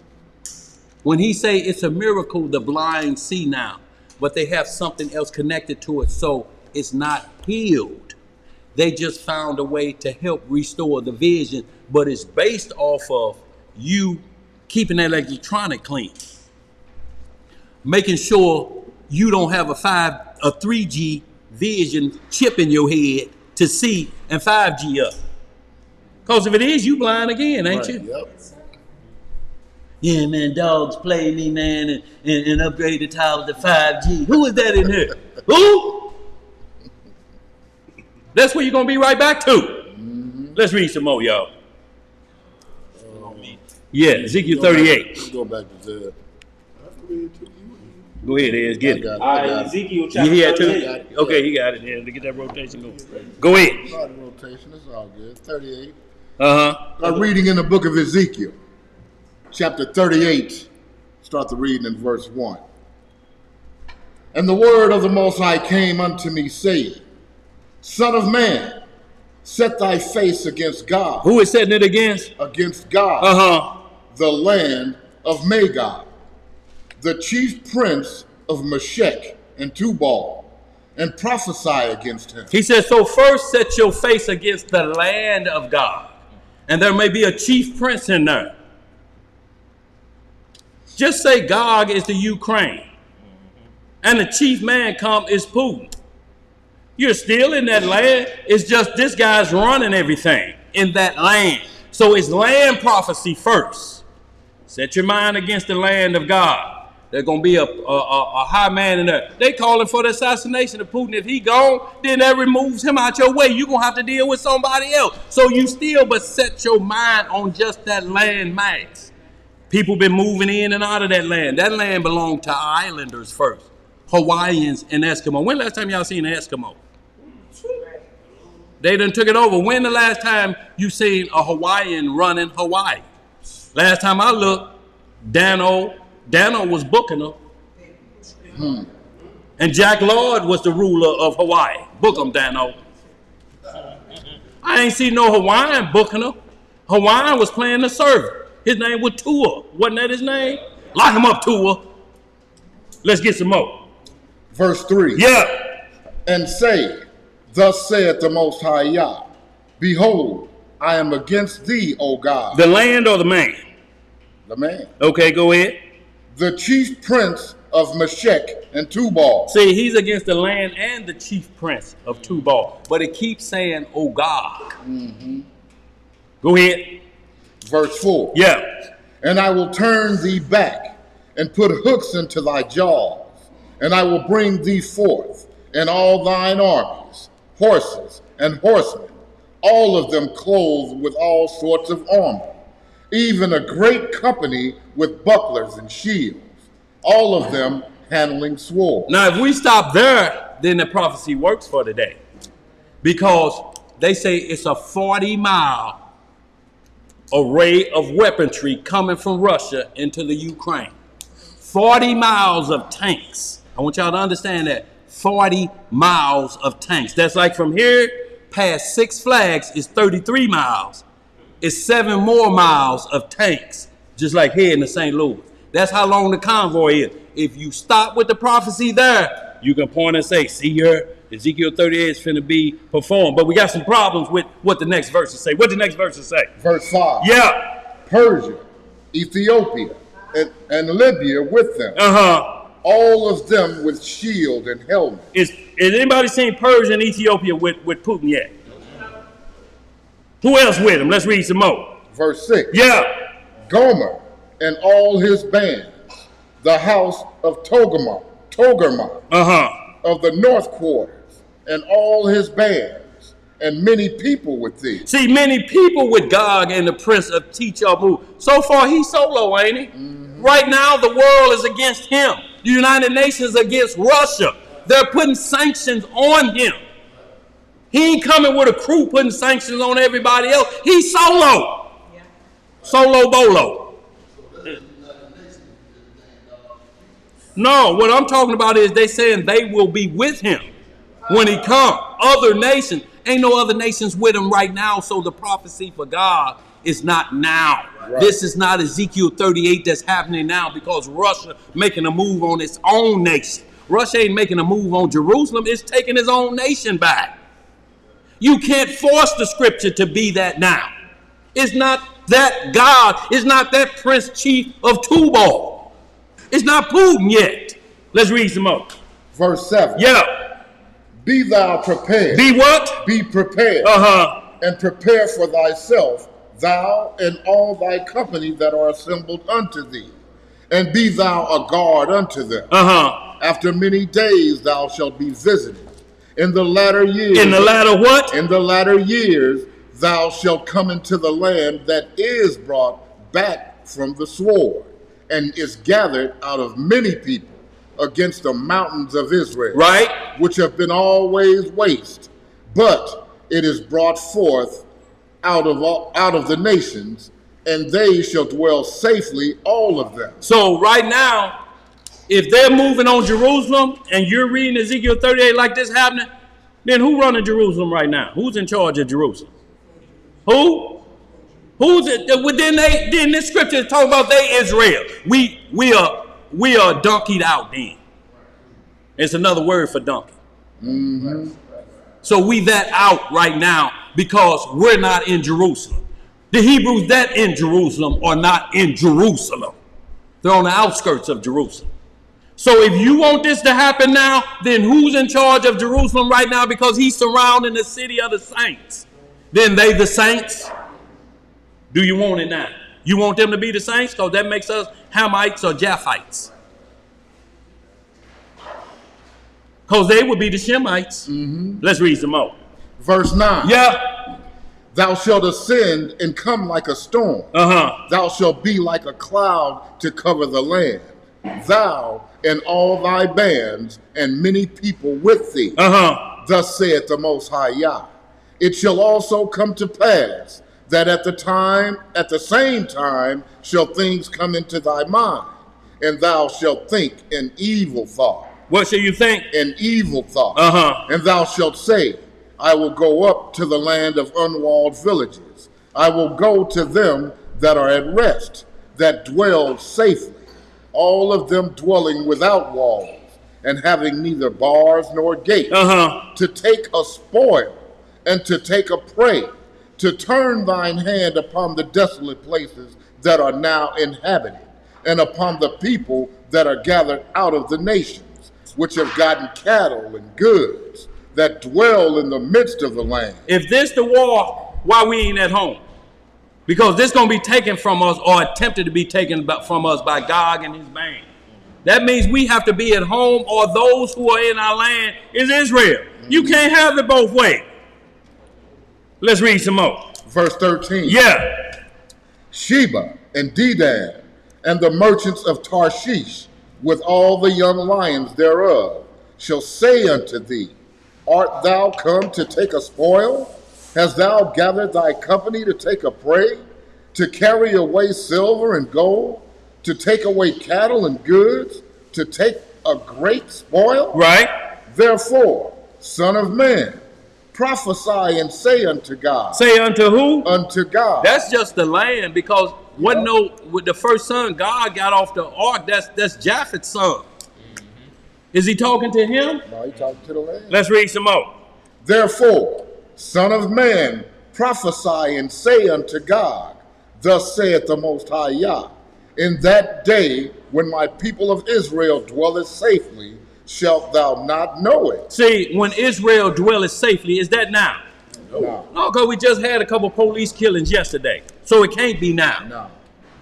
Let's read some more. Verse 15. Yeah. And thou shalt come from thy place out of the north parts. Where is Russia at from Israel? North of Israel, ain't it? Let's read some more. Thou and many people with thee. See, thou and many people with thee. Go ahead. All of them riding upon horses, a great company and a mighty army. And thou shalt come up against my people of Israel as a cloud to cover the land. It shall be in the latter days. When shall it be? In the latter days. And I will bring thee against my land, that the heathen may know me when I shall be sanctified in thee, O God, before their eyes. Thus saith the Most High Yah, art thou he of whom I have spoken in old time by my servants, the prophets of Israel, which prophesied in those days many years that I would bring thee against them? And it shall come to pass at the same time, when Gog shall come against them, the land of Israel, saith the Most High Yah, that my fury shall come up in my face. For in my jealousy and in the fire of my wrath have I spoken. Surely in that day there shall be a great shaking in the land of Israel. So these prophecies must come to pass if this is that time. Now, if this is Ezekiel 38. Let's read what got to happen. So that the fishes of the sea and the fowls of the heaven and the beasts of the field and all creeping things that creep upon the earth and all the men that are upon the face of the earth shall shake at my presence, and the mountains shall be thrown down, and the steep places shall fall, and every wall shall fall to the ground. So this is basically saying heaven and earth going to be shook up. We just started in Matthew 24, Ezekiel 16, so you understand this is second coming talk. When it's talking about the last days, we are in the last days, but we're not in the last days of the second coming. When this going to happen, because the problem is, y'all, we are in the land safe and secure for this prophecy to happen. So that means we have to get past the antichrist and we have to be into the 1,000-year millennium, or this don't work as being Gog and Magog attacking Israel now, unless we've missed the 1,000-year millennial, and that's Israel who's in the land right now. We've been told a lie. We ain't Israel. If you believe Ezekiel 38, Russia moving on Ukraine is finna go down. That's God on God. You can't have, that's God on God. See, and that's what we're talking about. That's why we want you to keep saying He's gonna bring Sheba with him. He gonna bring Ethiopia with him. All of them mad, and they say, yeah, we don't like him either. But it's because of Zechariah 14. All nations must come up to the to the Jerusalem for the tabernacle. The nation that does not come up will get no rain. Well, after we do that for 1,000 years, then Satan should be loosed out of his prison, and this is who he's going to get. Gomer gonna get all them. Ain't y'all tired of serving them niggas? Y'all better roll with me. I'm going to get them because the saints are there. Ain't no saints there unless you calling them white Jews the saints. Now, are you? What you got back there, bro? It say they'll compass the four corners. Yeah, that means they grabbing soldiers from everywhere. But Gog and Magog, the land of them, is in the north, like it keeps saying. In the north country where it's cold, the north is cold. The sun rises in the east and west. The north and the south going to be extremely cold or extremely hot. East and west will be normal temperatures. But either the north going to be extremely cold. Summer in the north Arctic, summertime is 40 below. In the summertime in the southern lands, wintertime is 90 degrees. East and west, 4 seasons usually going to be generally like Israel, even though it don't get as cold here, but they have a winter. They have snow. Let's read some more, y'all. Let's get caught up. Verse 21. Yeah. And I will call for a sword against him throughout all my mountains, saith the Most High Yah. Right. Every man's sword shall be against his brother, and I will plead against him with pestilence and with blood, and I will rain upon him and upon his bands and upon the many people that are with him. And upon the who? The many people that are with him. Who with him right now? Nobody. He's solo bolo, ain't he? Let's read some more. And overflowing rain, and great hailstones, fire and brimstone. Thus will I magnify myself, and sanctify myself, and I will be known in the eyes of many nations, and they shall know that I am the Lord. Let's get right quick, Revelation 11, y'all. And we just going to hit a few quick ones, and then we're going to close on out. Revelation 11, though, because I asked about it, but this going to tie into that wall. Get that one. Revelation 11, we're going to just finish off with Revelation 20. We'll just read one verse of that, Amos 5:18, y'all. We'll close out. But Revelation 11, y'all, let's get that real quick.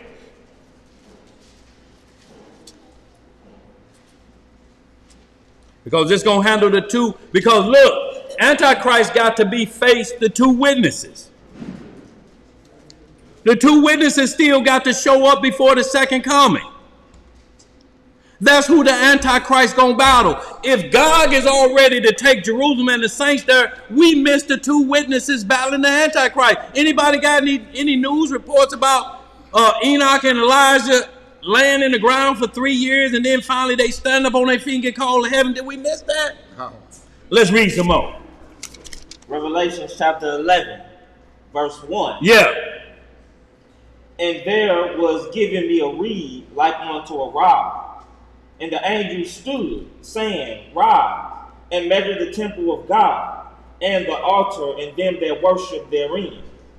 But the court which is without the temple leave out, and measure it not, for it is given unto the Gentiles, and the holy city shall be tread underfoot 42 months. And I will give power unto my two witnesses. Who we gonna give power to? My two witnesses. And they shall prophesy 1,260 days, clothed in sackcloth. Has anybody seen that yet? Nope.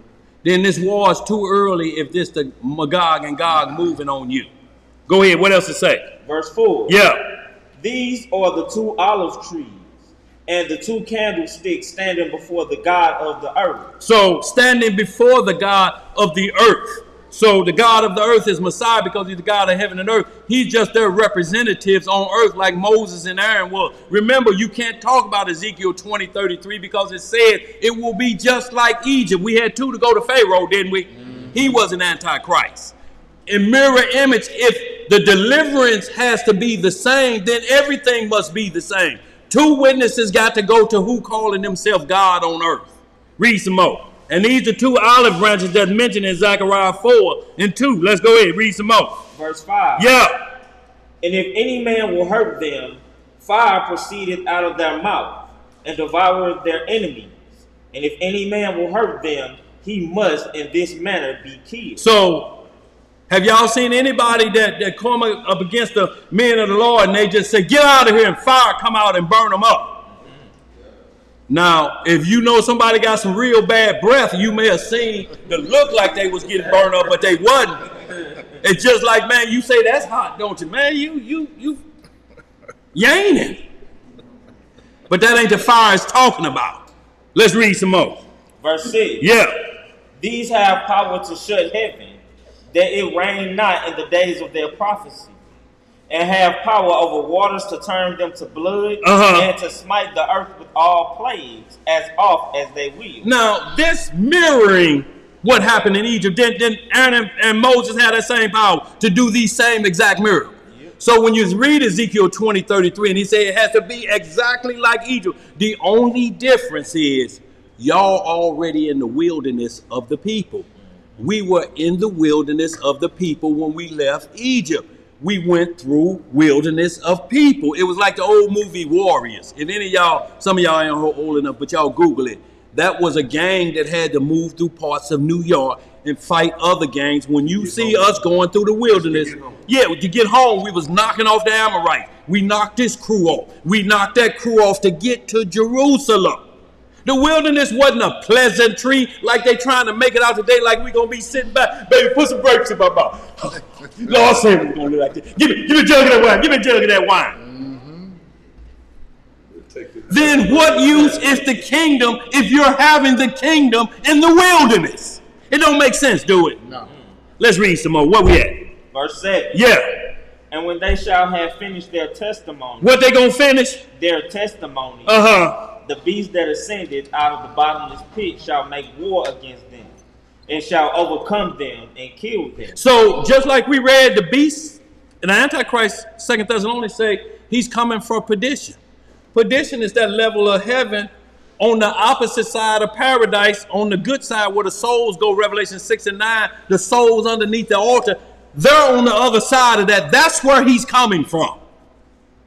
So he will be technically resurrected to come back to earth and create all hell. Now the problem is we got so many men that went to perdition. Who you gonna say the Antichrist? Y'all, we done heard it's this person. We done heard it Nero. Come and go. Y'all know how many people despise the Lord who could be a candidate? But his name and his number gonna spell his name out. Let's read some more. Verse 8. Yeah. And their dead bodies shall lie in the street of the great city, which spiritually is called Sodom and Egypt, where also our Lord was crucified. See, because it was called Sodom and Egypt, because that's the behavior that's taking place right now. Spiritually called Sodom and Egypt. Know why? Because that's what we did when we got thrown out the land. It was spiritually. We had turned it into Sodom and Egypt. We had turned that land. That's why we read Ezekiel when he married us, and then we started getting into the curses. That's when you're going to see we turned the land into Sodom and Gomorrah. Shalom, Imam. I need to talk to you too. But go ahead, finish reading that. Verse 9. Yeah. Shalom, Imam. Everybody okay? You sleepy now. All right, verse 9.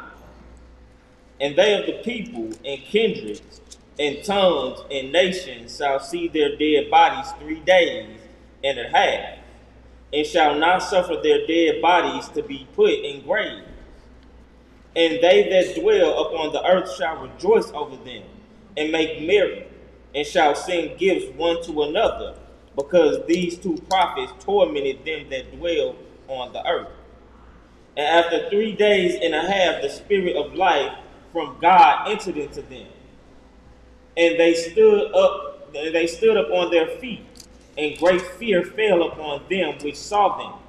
And they heard a great voice from heaven saying unto them, Come up hither.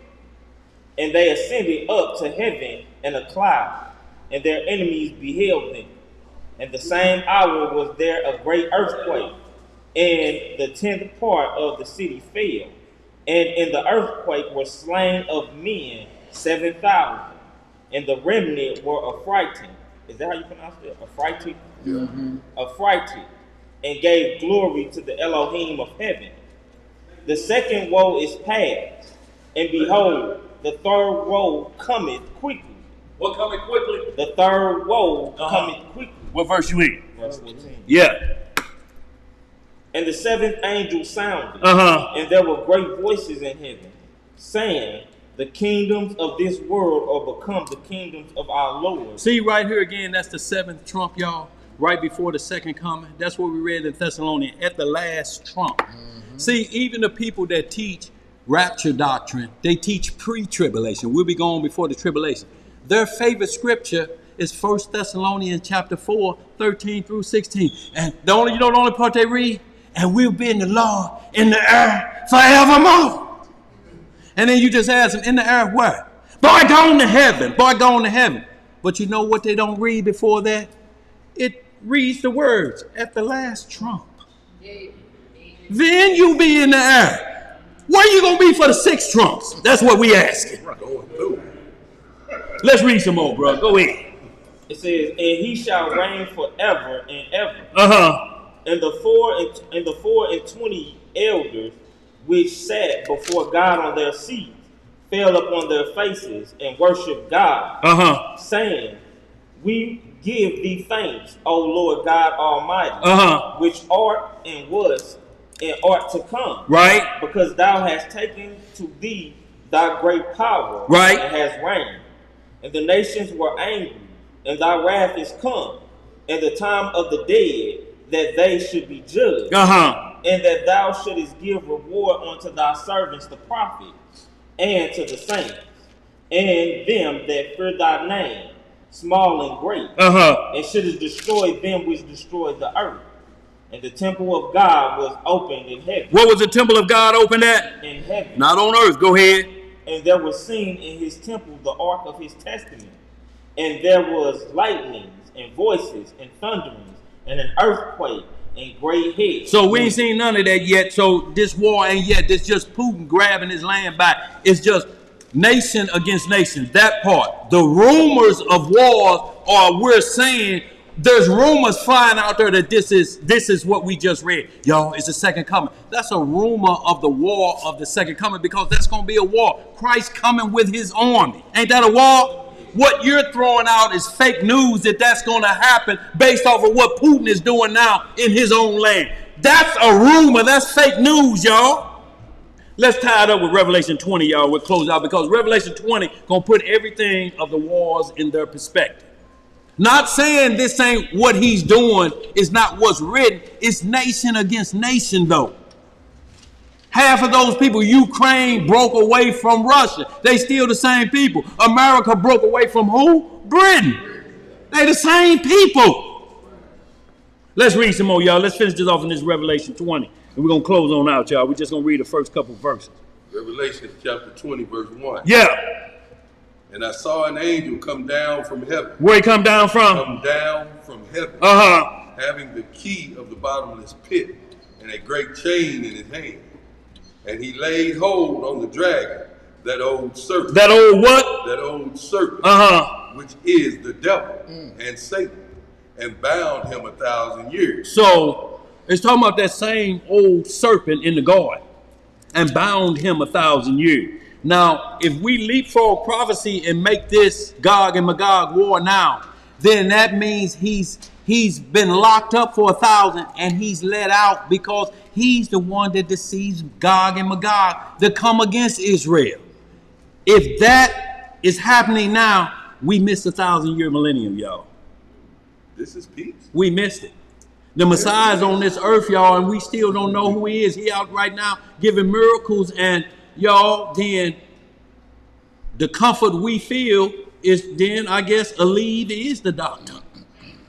Because that's the only thing take aches and pains away after you do the herbs and stuff. Pretty soon you say, I got to get Aleve in there. I need some 12-hour relief right now.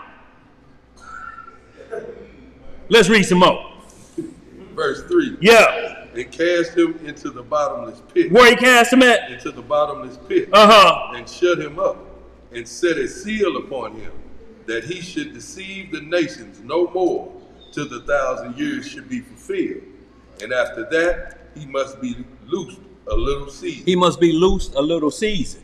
Now, a little season, y'all, we know we got 4 seasons, right?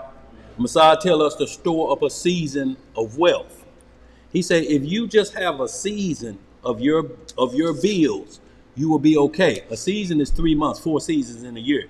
If you have 3 months of what your current bills is, I'm just talking about your bills, your basic survival, home, living, children, food expenses. All he says is just have spring, every month in spring, what it costs you to live, store it back. Ain't no what we read, be prepared for 3.5 years of see, he said a season. You get prepared for a season. That's why it can't be in the winter months. If it is, make sure you got enough prepared for the winter months. If you go out there and you ain't got nothing for the winter time, winter is cold. Winter is not a time to find out where to look for wood. Right. Not in winter. No. Let's read some more. Verse 4. Yeah. And I saw thrones, and they sat upon them.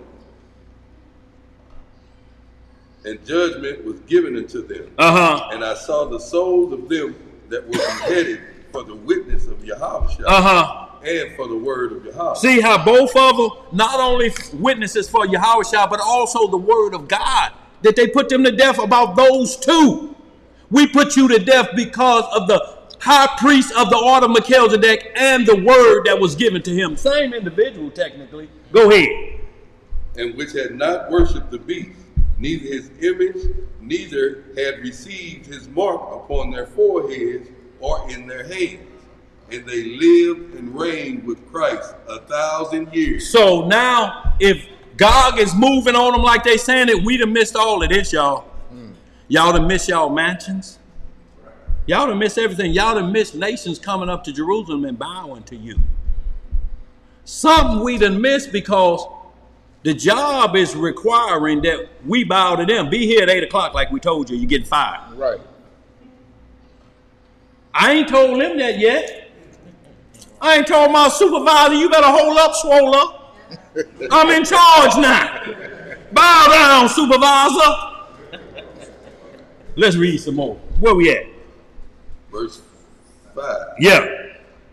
But the rest of the dead live not again until the 1,000 years were finished. This is the first resurrection. So the first resurrection, y'all, if you reign with Christ, whether Abraham time or because they knew Messiah because he dealt with them, that first 1,000 years you reign with him while Satan is locked up. This is what y'all got to understand. If Satan has already been locked up and the hell that's been on earth right now, we in trouble when he get let loose. Y'all ain't seen if gang banging and where it's at right now and scripting and making it rain and he locked up.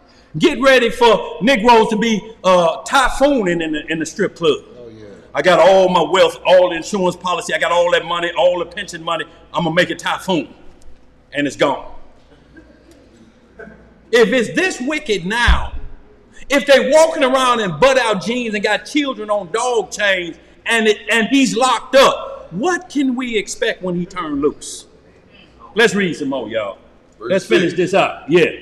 Blessed and holy is he that hath part in the first resurrection. On such, the second death hath no power. Right. But they shall be priests of Yahweh and of Mashiach, and shall reign with him 1,000 years. And when the 1,000 years are expired, Satan shall be loosed out of his prison, and shall go out to deceive the nations which are in the four quarters of the earth. God and Magog, to gather them together to battle, the number of whom is as the sand of the sea. So we got both lands of the offspring of Japheth. God had this land. When you read about it in Genesis 10th chapter, you read Japheth passing out the landmass. He passed out to his son God. Then Magog had a section. Today, the current people who are running both those lands is Russia and China. That's why they allies. Both of them are communists. Their buddies is Cuba. Cuba is a communist country. And it's only 90 miles from Florida. That's their buddy. So when they come to surround, they got their buddies that believe like them. That ain't happening now because they by themselves. It says watch Cuba. But we get rid of Cuba quicker than, I ain't going to say that, but go ahead, quicker than that. Go ahead, where we at? Verse 9. Yeah. And they went up on the breadth of the earth and compassed the camp of the saints about. And they believed and the beloved city. And fire came down from Yahweh out of heaven and devoured them. And the devil that deceived them was cast into the lake of fire and brimstone, where the beast and the false prophet are, and shall be tormented day and night forever and ever. So after this happened, the beast and the false prophet are already in the lake of fire. Did we miss that? Or is it yet to come? Or we done missed it if Gog and Magog, this is what I want you to understand, he's tying in the timeline. So when you read Ezekiel 38 and 39, you don't get misunderstood that the millennial have to happen first and the Antichrist have to be put down because Satan is going to be cast where they are. They ain't even hit the earth yet. Anybody seen the Antichrist? We seen Antichrist tight, but have anybody been on earth saying they're God and all nations are bowing down to him and he's giving instructions like Daniel the 9th chapter is talking about? Daniel 7 through the 12th chapter. Have y'all seen that? Because that's what Messiah said. He said, don't listen to fake news. Go read the book of Daniel. Did he say what chapter? How many chapters in there? 12. So what that mean? Read how many? 12. Oh, 12 of them. Because 2 and 43 tell you that he's going to mix iron and miry clay together to create AI. That's early on. But you got to get way up here into 12 where the final thing say. And then peace shall come at this time. But he told us what book to read. He didn't say go to fake news. He didn't say go on YouTube as a brother got the video out there. He say study the book of Daniel because he's the beginning of Revelation. Remember, in the last chapter, he was told, seal up the book, Daniel. You don't get no more. John the Revelator going to pick up where you leave off. But we have to go back to see what John the Revelator was talking about, because Daniel just got that part of the vision of it. John the Revelator finished the second coming. Go to sleep, Daniel. You get no more knowledge. But we have to get the beginning of the prophecy of Revelations of what's going to take place, or we're going to miss the whole thing, y'all. It's instruction. He didn't tell us to go to the book of the Essenes or the book of this guy on the internet or the book of this guy who talked about that. He said go to the book of Daniel. Is the book of Daniel in the Quran? Is the book of Daniel in the Maronetta? Is it in the book of the dead? Is it in the Watchtower? Is it in the Book of Mormons? Then why are we going to those books? Bread that don't satisfy, like Isaiah 55 tell us. Why do you keep buying bread that don't satisfy? Why would you keep going to the restaurant? Now this time I'm telling you, if it's a roach on my plate, I ain't never coming back here again. This time? This time. Like it was last. Like last time. Cool Last time it was cool. But if this time and you back at this, why you keep buying that you don't satisfy? They told you on the door, we ain't checked, we may have some bugs. Right. But we got the best chicken round town. Check your food before you eat it. Yeah, boy, look here. That's on the bottom of the receipt. Right. What you saying? Look, right. Ain't no raisins in chicken. Come on, y'all. Let's finish this up real quick because we got to get out of here. Go ahead. Verse 11. Yeah. And I saw a great white throne. What did you see? A great white throne. Uh-huh. And him that sat on it, from whose face the earth and heaven fled away, and there was found no place for them. Uh-huh. And I saw the dead, small and great, stand before Yahweh, and the books were opened. And another book was opened, which is the book of life. And the dead were judged out of those things which were written in the books according to their works.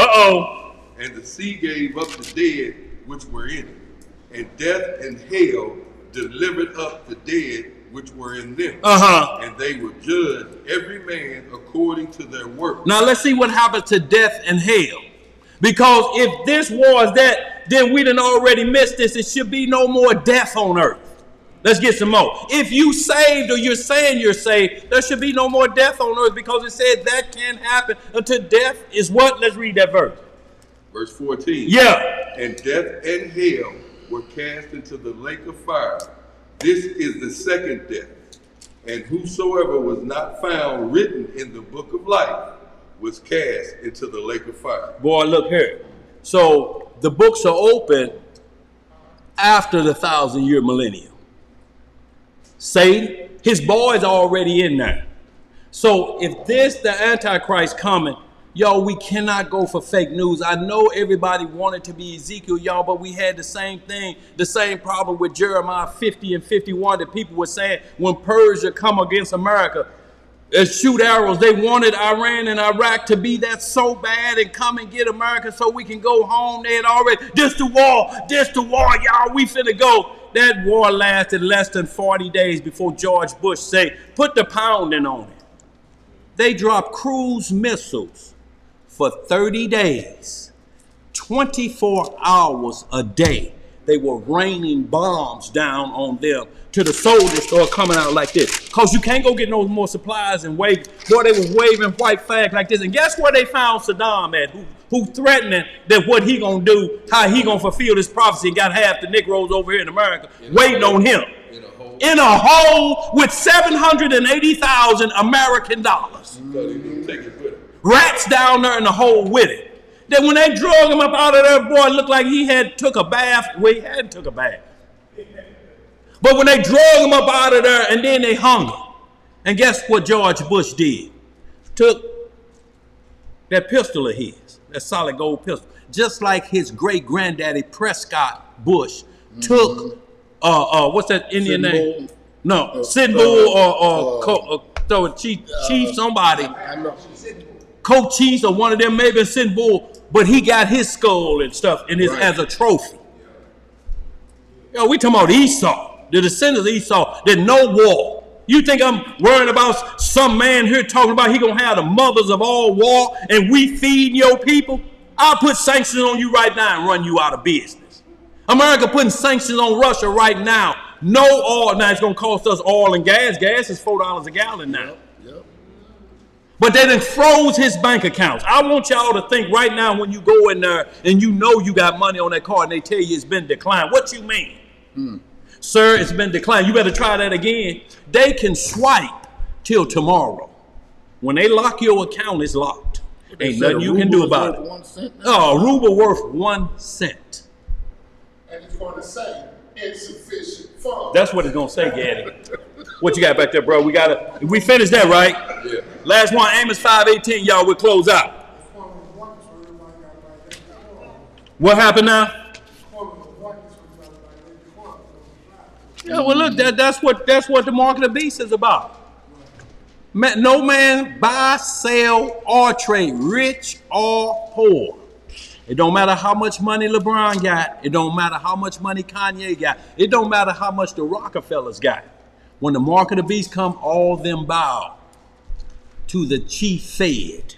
Y'all have to understand, this federal FBI here goes all over the world and calls shots. Geronimo, Jake. Geronimo, that's who he is. Boy, you was thinking of it, wasn't you? That's Murphy Lee on Okay, there. Murphy Lee Right said on. Geronimo. Yeah. So what we're talking about is power. This nation ain't gonna go down the way they took this nation and rule the world. Ain't gonna bend over backward because somebody over there hollering. Look, they saying if the West get inside, it's going nuclear. It's going nuclear. That's what they said. Look, if y'all jump in this war, it's going nuclear. That's the only way we gonna miss the antichrist and all the prophets, because he said, if they attack and there shall be no flesh saved, nobody to worship the Lord, then he will cause the second coming to happen. And that's the best you got with Russia doing what they're doing right now. If nuclear go, there will be no flesh saved. I don't know how to make it understood. Chernobyl, that's in Russia, had a leak, and they said no man, woman, or child can walk in that area for 20,000 years with a leak. Now, what the hell are we gonna do with bombs raining on us with nuclear rain in it, but purple rain hitting everywhere? And you breathing it in. Got your COVID, man? Look here, it ain't gonna stop it. Let's finish this up, y'all. Amos 5:18 will close out. Because it's very important if we waiting on the Lord. Y'all, he asks us, are you sure you ready for me to come back just yet? Yeah, you got it all out of your system yet? Are you ready for me? Start at 16. Amos 5:16. Amos chapter 5, verse 16. Yeah. Therefore the Master, the God of hosts, the Master said thus, wailing shall be in all streets, and they shall say in all the highways, alas, alas.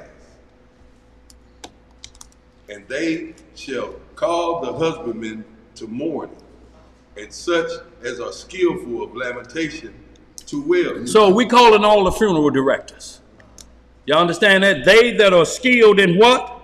Skillful of what?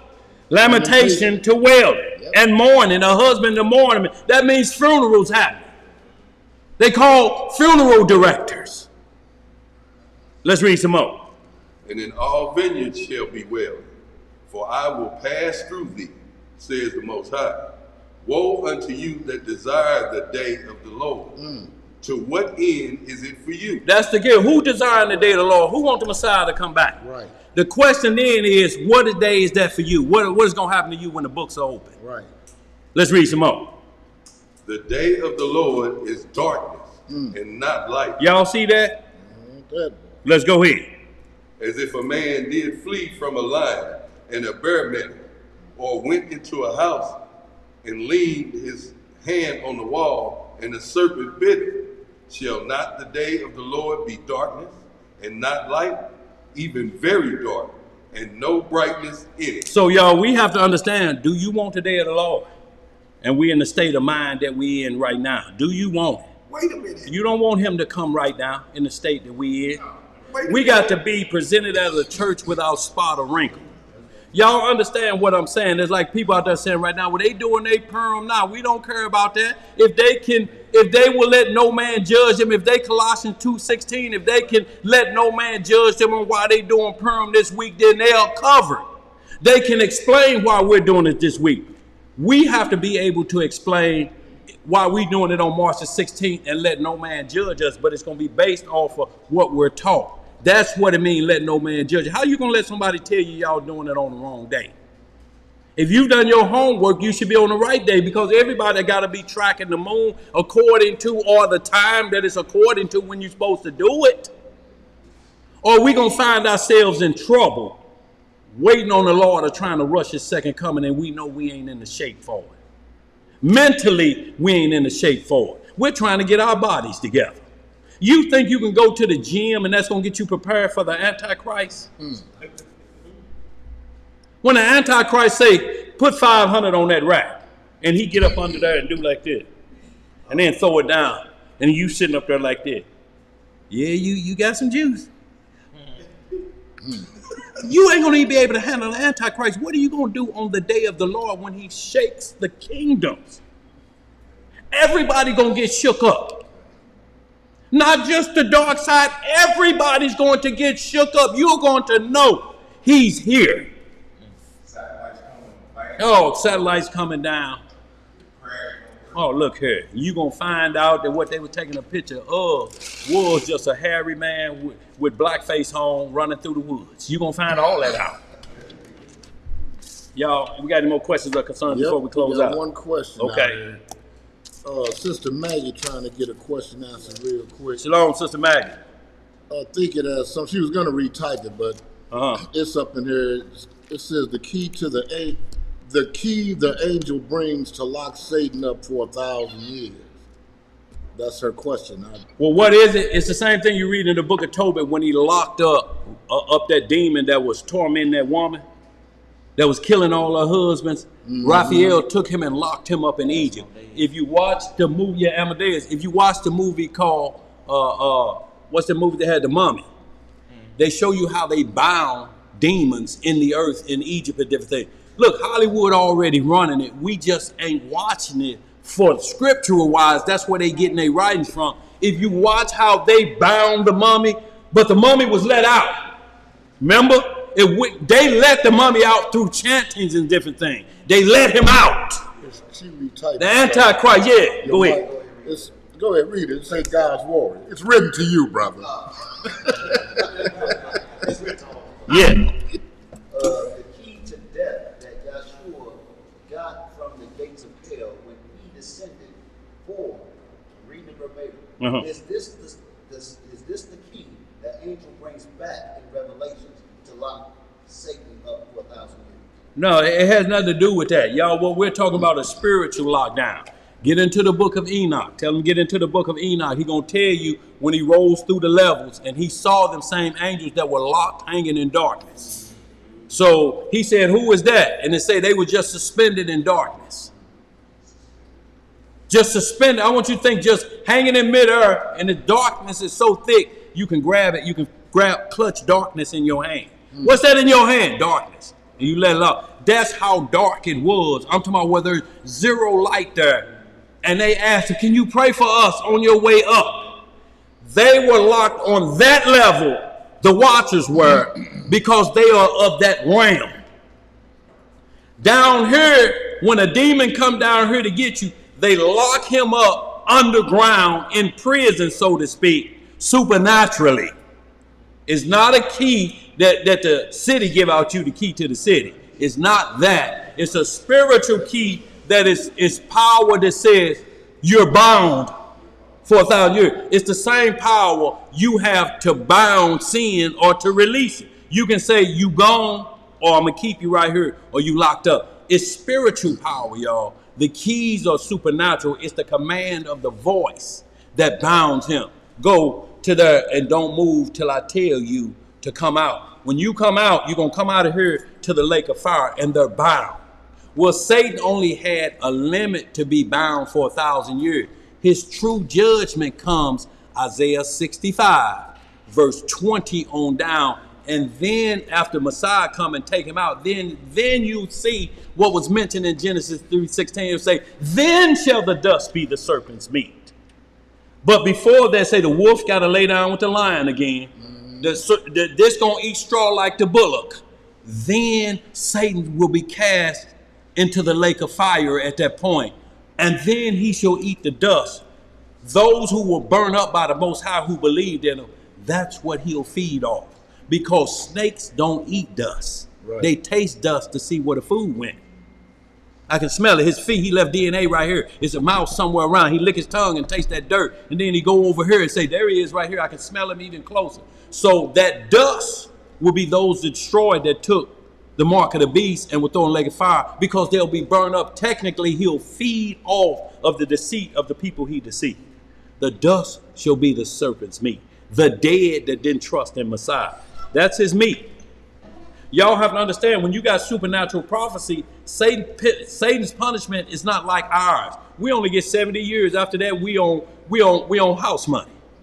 We've been given 70. We on house money after that. So Satan house money runs till the Messiah comes at the second coming. Then he gets locked up for a season. He gets put on probation. Then he get let out. And then he go do the same thing again. So he repeat offender. Now he gets the death penalty. Do that make sense, y'all?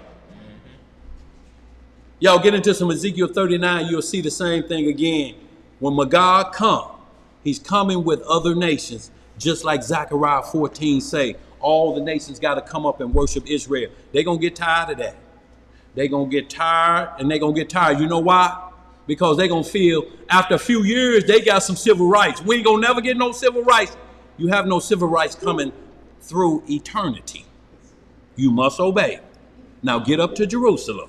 And it's not their whole nation. It's just the heads of their representatives have to come up and go back and tell their nation, yeah, they still in charge, y'all. It ain't changing. And then Satan get out and say, we're going to change that right now. And he's going to get the rest of the deceivers. And then there will be peace on planet Earth like we ain't never known it before. And that paradise that we read in 2 Ezra 3 will come back down and sit back down on earth. And the angels will remove their swords so we can come in. Because it's blocked right now with them swords. You try to get in there now. That's what they keep trying to go up to the moon for. Let's go see if we can find paradise. We know they took it up there. We know it's up there. Let's go find it. But you can't find it up there. Let's close out, y'all. Also, before we close out, Passover, y'all. Friday, April 15th. We got our tickets out. We're ready to go.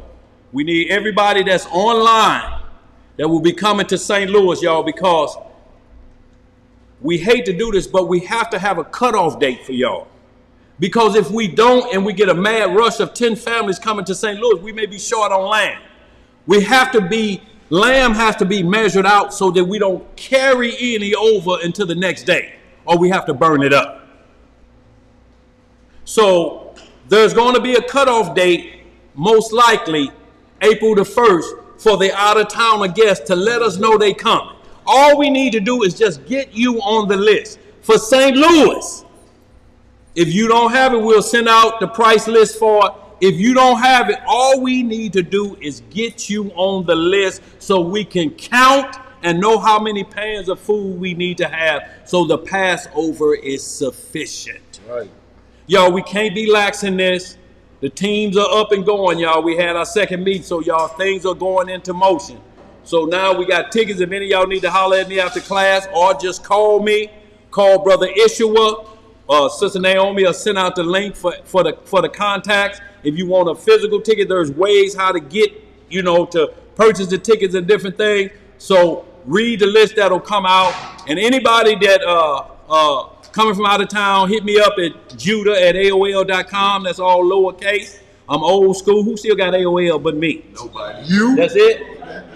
You the one keeping them going. Right.